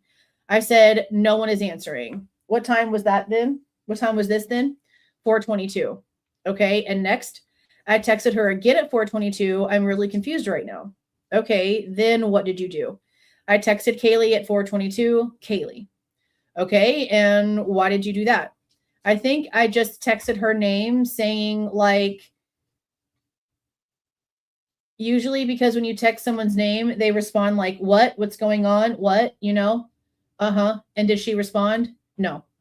Okay. Then what did you do? I texted her again at 4:22 and I said, what's going on? Okay. And do you remember why you said that? Because of what I had heard her saying. Uh-huh.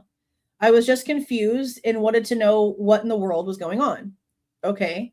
And do you remember what was going on in your bedroom at that time? After I'd opened the door the first time, I had closed it and locked it. And then I remember just like staring at my door, blanking out, did not know what was going on. And then I opened it again. So mind you, this whole freaking freezing shock phase bullshit was not one of her instant parts of the story. That definitely evolved like weeks after. Okay. And at that time, I heard someone crying in the bathroom. At that time, I believe it was Kaylee. I don't know if it was Kaylee for sure or not, but at the time, I did believe it was her. And then I heard a man's voice say, no, it's okay. I'm going to help you. And I didn't know who the man's voice was. So you did not recognize that voice? No. And it was a very eerie way of saying it. It wasn't like, I'm going to help you right now, like calm down. It was like creepy from what I knew. Okay. And then what do you remember happening? I'm pretty sure I yelled out to Kaylee and Xana. I think I yelled out Xana because I believed the crying in the man's voice was coming from the bathroom. And so I believed I yelled out Kaylee and Xana's names a few times. Okay, now which bathroom did you think it was coming from? The second floor bathroom on mine and Xana's floor, next to Xana's room. Then what do you remember happening? I remember I closed the door again and locked it. Okay. And then at some point, I opened it again. Okay. And I saw a figure in all black, which I believe was a person. And I knew, like, yeah. Okay, describe what this person looked like. I knew the person was white. I don't know how, but I just knew. Knew it was male. Think I knew that because of the voice. The person was around my height or a few inches taller. What's your height? 5'10". Okay. And then I knew his build wasn't like scrawny and he wasn't fat. So I figured it was like a basketball toned lean build. Okay. What was this person wearing? There was like, from what I think I remember, it was like a black mask, almost like a ski mask, but not. It just covered the head and then maybe up to the mouth, maybe more. I can't remember if it covered just the chin, the mouth, or the nose and lower. Okay, and what color was it? Black. Okay, what about the rest of their attire? Do you remember? I believe just all black. Okay, and now from the part you could see, do you remember anything? Well, the thing I can really remember was something about a bushy eyebrow. I don't remember seeing anything else, just something about a bushy eyebrow. Okay, were they carrying anything? They were holding something that I called a mini vacuum. I don't know what it is, but it looked like it was a cylinder thing. I don't know how long it was. And then it went out and in almost like a triangle. And it could have been black, silver. I don't know. Honestly, I don't know what it was at all. I just remember seeing he was holding something. Okay, now I'm going to put up State's Exhibit number 7. So show me on this diagram where you were standing. So I was right in my door in my room, and it was just by my head peeking out, like I drew it. Okay, now show me where you saw this figure. Around this area right here. So right at the bottom of the stairs. So somewhere maybe a little bit more like around here, somewhere in that area. Okay, did you ever make contact with this person? I don't remember his eyes. I don't know for sure if we made eye contact or not. But I remember he didn't say anything to me and he didn't move a step close to me, which I find very weird. Okay, and could you tell what direction this person was moving in? I believe he was going out the sliding window. Sliding window? But I don't fully, like, I can't say I know he went out there because I did not really see it, but I believe he had gone out that way. So again, this is something that people need to stop saying that Dylan saw the person walking out the back slider. So many people keep saying that because it's evolved. Like, it's hard to keep track of, but it's not true. The person was 3 feet away from her and she doesn't know the direction the person was going. Everything about the damn back slider is assumed by Dylan. Everything is being assumed by Dylan.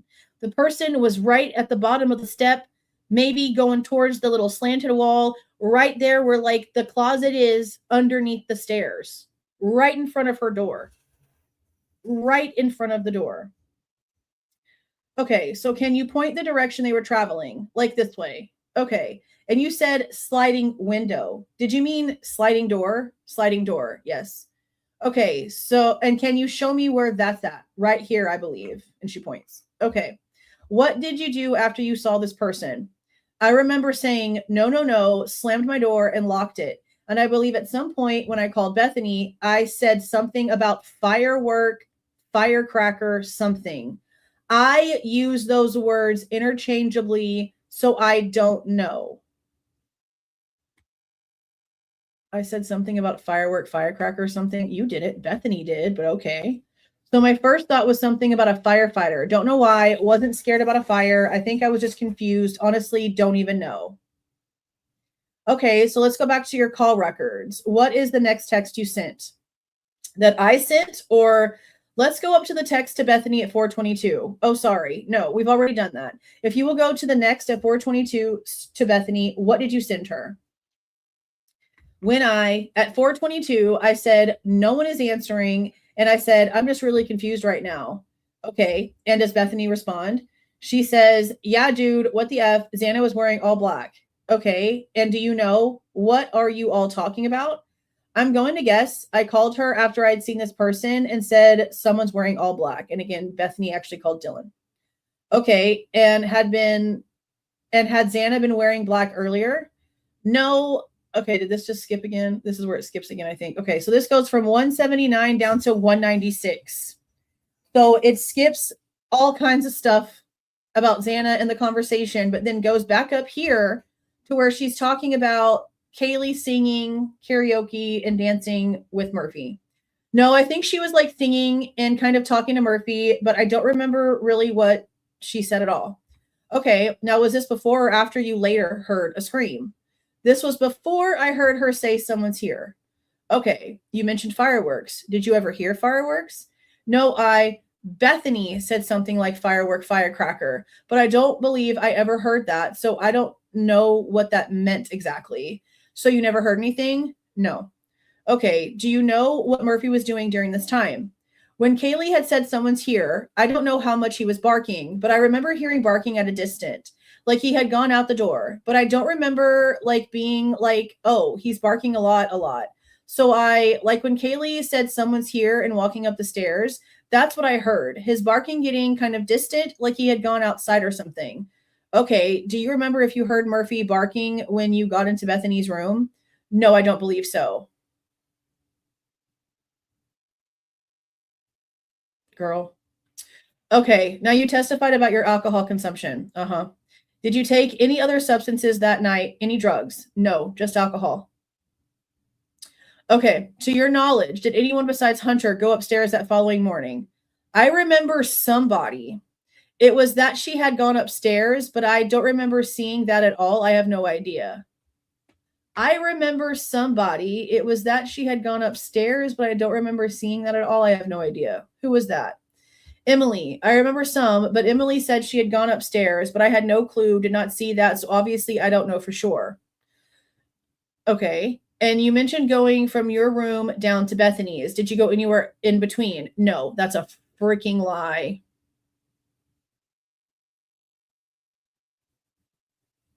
That's a freaking lie. I know damn well that she went closer to Xana's room. You know from the context clues from all the other interviews that what she's saying, what she's describing. At any point the next morning, did you ever go up to Kaylee's room? No, we stayed downstairs in Bethany's room. Another lie. Another lie.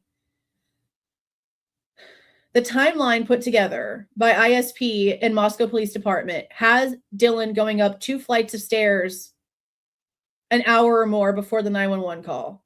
Well, guess what that is? That's the damn 3rd floor. Miss me with the dumb shit. Miss me with the dumb shit. Like, did she really think that they just were never going to find out? Like, that's crazy. Okay, so I want you to walk me through when you saw this person. Okay, let's go back to the diagram. This would be State's Exhibit number 7. So when you saw the figure, remind us where you were at. I was in my room, like peeking my head out. So the door was open a little bit. No, I'm saying that like backwards. Was a little bit open. Okay. And remind us where you saw this figure. I believe he was like around here, maybe walking by or something. Okay, and what direction was his body pointing towards? Honest, I don't know for sure. Uh-huh. I guess when I saw the person, there was like 2 snares in my head. There was someone running with high knees and then someone walking towards the sliding door.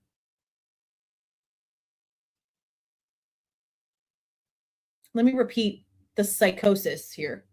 I guess when I saw the person, there was like 2 snares in my head. There was someone running with high knees and then someone walking towards the sliding door.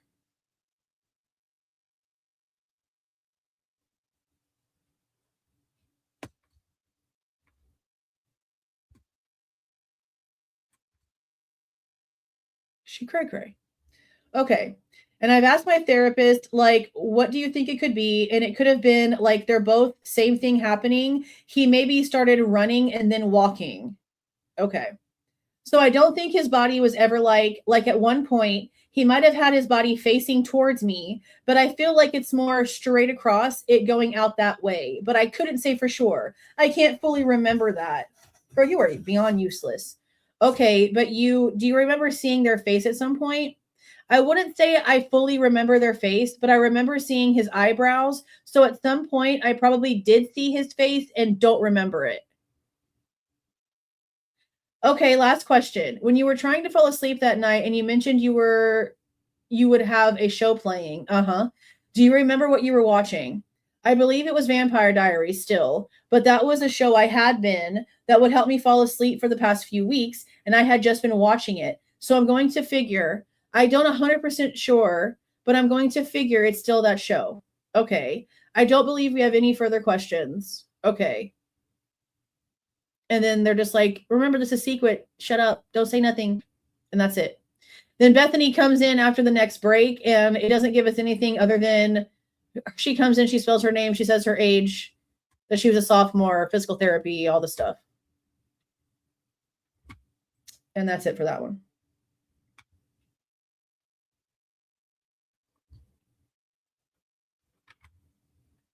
That is it for that one. Crazy. See, this is another one of those longer lives where I'm going to have to go in and separate out the little different pieces of things that we went over so that it gets its own attention.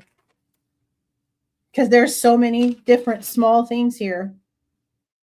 Now that we have a few pieces unredacted. I mean, it's not a lot,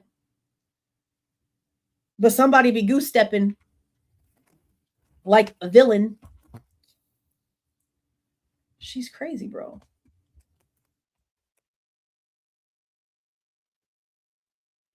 Crazy as shit.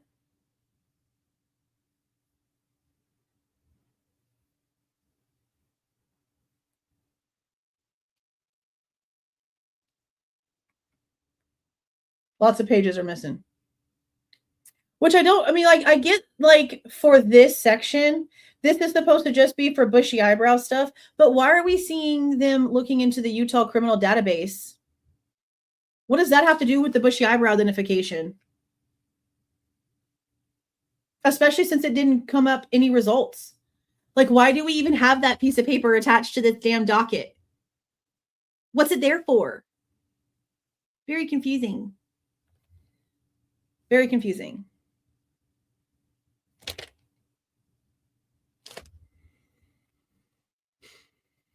And Quinn. The high knees and Quinn. The high knees and Quinn. Because we've been questioning this entire time. Why the hell didn't she talk to her boyfriend? One of the first things that people in relationships do when they're like freaking out or they're questioning something is call their freaking partner. That's absolutely the most normal thing somebody can do. So when we weren't seeing that at all, we were like, why? Why were you not calling your dude and being like, babe, I'm freaking out. I'm freaking the hell out right now, babe. Why wouldn't you do that? Well, apparently she did. First normal thing the girl did all night. Damn it.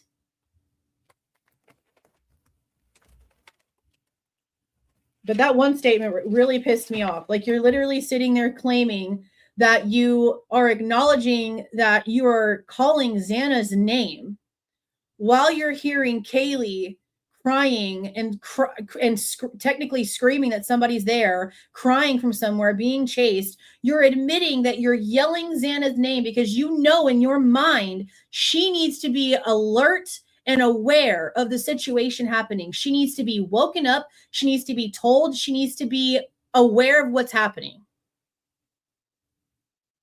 And then you don't go down and check on her. You see her half naked on the floor, legs spread open, only in freaking thong underwear, right after a dude was just down that hallway. When you just heard crying, when you just heard a creepy ass voice, and you know in your mind you were just trying to wake her up. And then you don't You don't? I don't believe you, girl. I think you went all the way down there. I think you knew exactly what the hell freaking happened. And then you went down into Bethany's room and you played some dumb shit so that Bethany didn't call the cops or think that y'all needed to call the cops. Somehow that whole situation got diffused. There's no other way around that entire thing. Somehow the whole thing got diffused.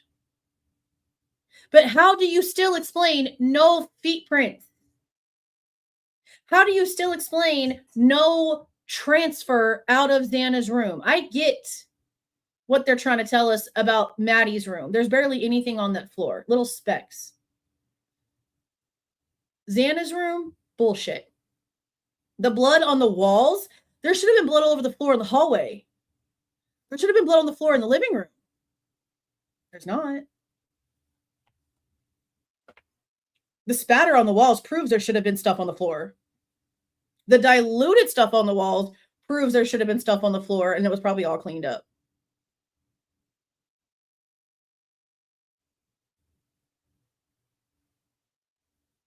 I know, probably, like it was. People can't freaking levitate. Even in booties, you would have still had a pattern transfer from having something covering your damn shoes. There would have still been a pattern transfer, and there's nothing.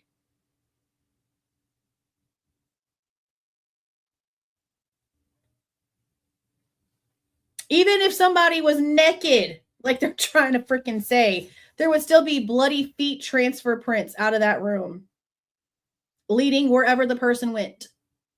And there's nothing. But there's blood on the kitchen floor, which I still need to go through the records and see if they even did anything with that, because I know that the Holland guy thinks it's Xana's apparently, but we haven't seen, not that I've read.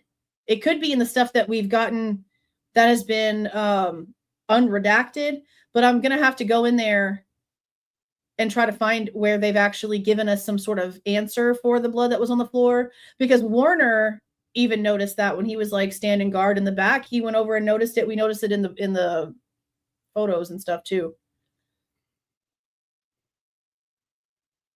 So I've got to go check that and see if there's anything in the reports for that.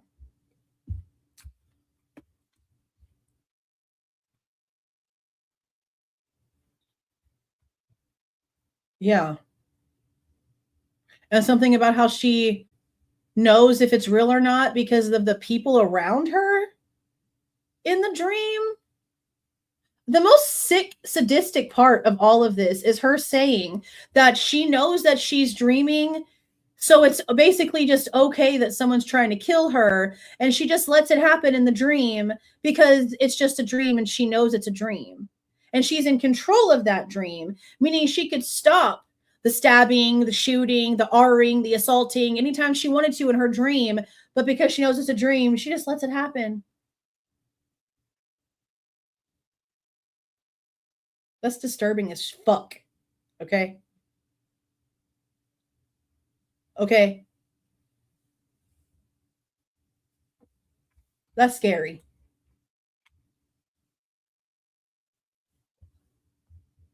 Okay. I'm going to go ahead and get off of here now. Holy shit-a-moly.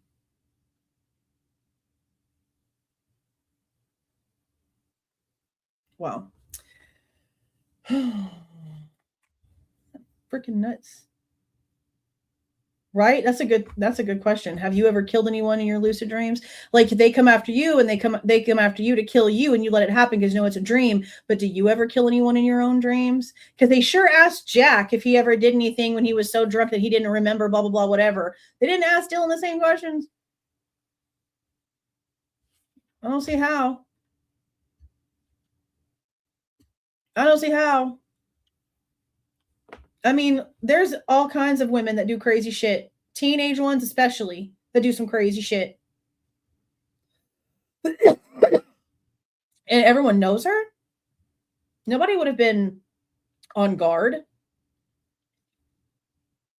Least expected. And the thing that bothers me the most with what she says is her absolute definition of nothing. Nothing is concrete with her. She doesn't see skin. She doesn't actually know if she saw eyeballs or if the person even had eyeballs. Like, she's just everywhere. And I think the most ridiculous part of the whole thing is the footsteps. And my whole thing is, if you're like doing the running or doing the chasing, do you hear your own feet? Or would your brain maybe just pick up the feet running in front of you if you're chasing someone? So for her to just say, I heard one set of footsteps and the yelling and the someone's here, and then just stopped. And it was just silent. Could that have been her psychosis taking over? Because I'm like not even kidding. She looks like she had been double soaking her hands. Her skin is very, very much looks like she just got out the bath. Like after soaking in water, her hands up to here are very like bright looking. Her hair looks like it had been washed and left to just like dry naturally the next morning. They didn't check their clothes. They didn't test their clothes. They didn't take them for samples. They didn't check them for wounds. She could have had all kind of bruises and shit underneath her body, and nobody would have known. Nobody checked them. Nobody checked them.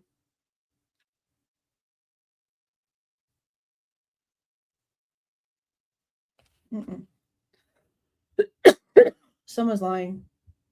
And again, the only consistent story that's been told this entire time has been Kohberger's.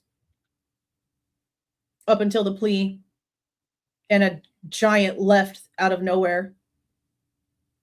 But other than that, I mean, knowing now what Steve said about how he wanted to originally do an Alford plea, that doesn't change anything.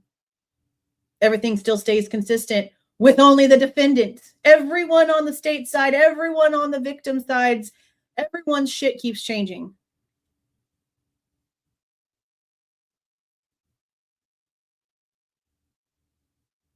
I absolutely hate this case. I hate this case. Yeah, it was tested, but they couldn't do shit with it because they messed it up apparently, and the testing on it when they got it back to the lab was all negative. So they could only go off what they have in their paperwork, and that was all negative. All negative. So they couldn't do anything.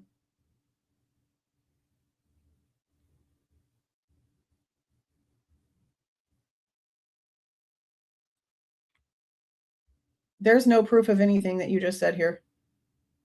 Shoe girl. You just made up that entire scenario. That's crazy. Yeah, isn't that wild? But they know that she's not credible. That's why they couldn't put her at trial.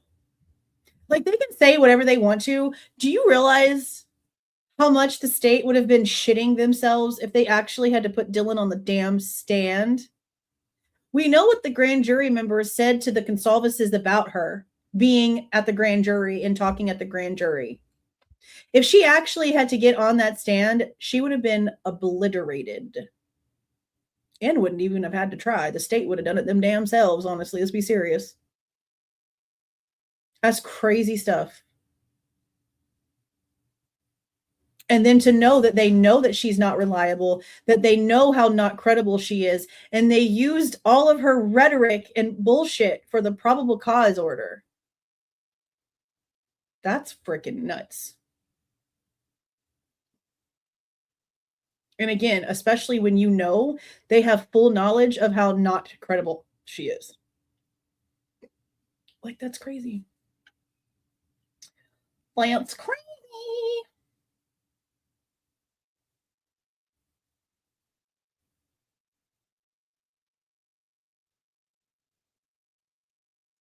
Crazy stuff.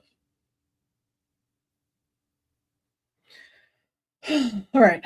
I'm going to get off of here. Go watch TV. We're watching Spider Noir. I love Nicolas Cage. He's probably one of my favorites. I mean, he never really plays a character. He really just like plays himself with a different name, you know. It's all right so far. We're watching. You can choose either the color one or the black and white one. We're watching it in black and white because it feels like you're supposed to. I think we're on like episode 4. So we're gonna go watch that now. Let's see.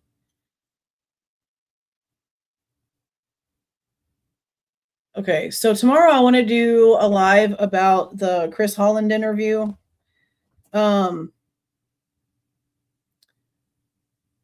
Since it's like a few days since the interview actually happened, I don't know if I want to just like go live like I normally do and just kind of talk off of all of the notes that I took, or if we should maybe watch it together because it's been a few days.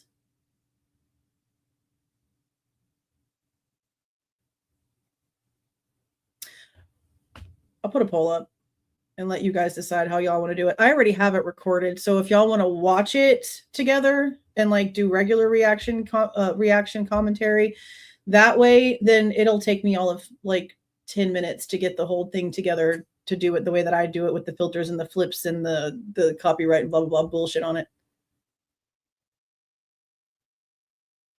I'll put a poll up. We can decide.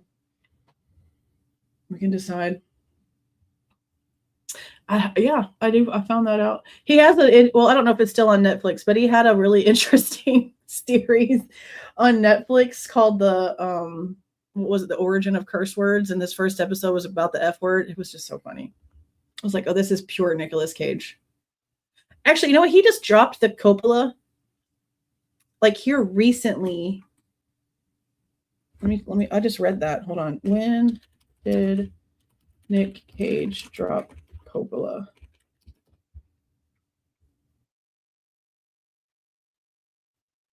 Last month, in May of 2026, he legally dropped Coppola from his name after all of these years. So he's just Nick Cage because it was Nicolas Cage Coppola, and he completely dropped the Coppola a couple weeks ago. Yeah. All right, I'm going to go watch my show. I'll see you guys tomorrow. I'll put a poll up real quick before I get off the computer, though, so that it's on there. And you guys can let me know. And I'll just check it in the morning. And whatever it is in the morning when I get up is the winner. And we'll do it that way.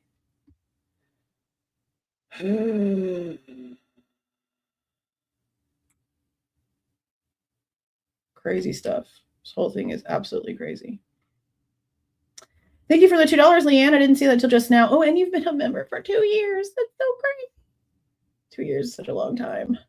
Thank you again for those who came in here and gifted memberships, became members, super stickers, super chats, super thanks, all of the things, all of the reminders. I appreciate you guys so much. I'm glad we got this stuff. More to talk about. We got more docs to go over. Definitely not slowing down. We'll say that for sure. A year past the plea and we're still hella heavy. That's crazy. All right, you guys have a super, super good night. I will see you guys tomorrow again. Thank you so much for being in here with me past midnight for almost 4 hours now. I appreciate you guys so much. I'm going to go relax. You guys go relax. We'll talk tomorrow. See y'all. If you like the way that I present this information and give my opinion, please don't forget to leave a like on the way out. Subscribe to the channel if you have not subscribed already. And please don't forget to make sure that the notification bell is set to all so you don't miss any of my rants, reviews, reactions, updates, or deep dives.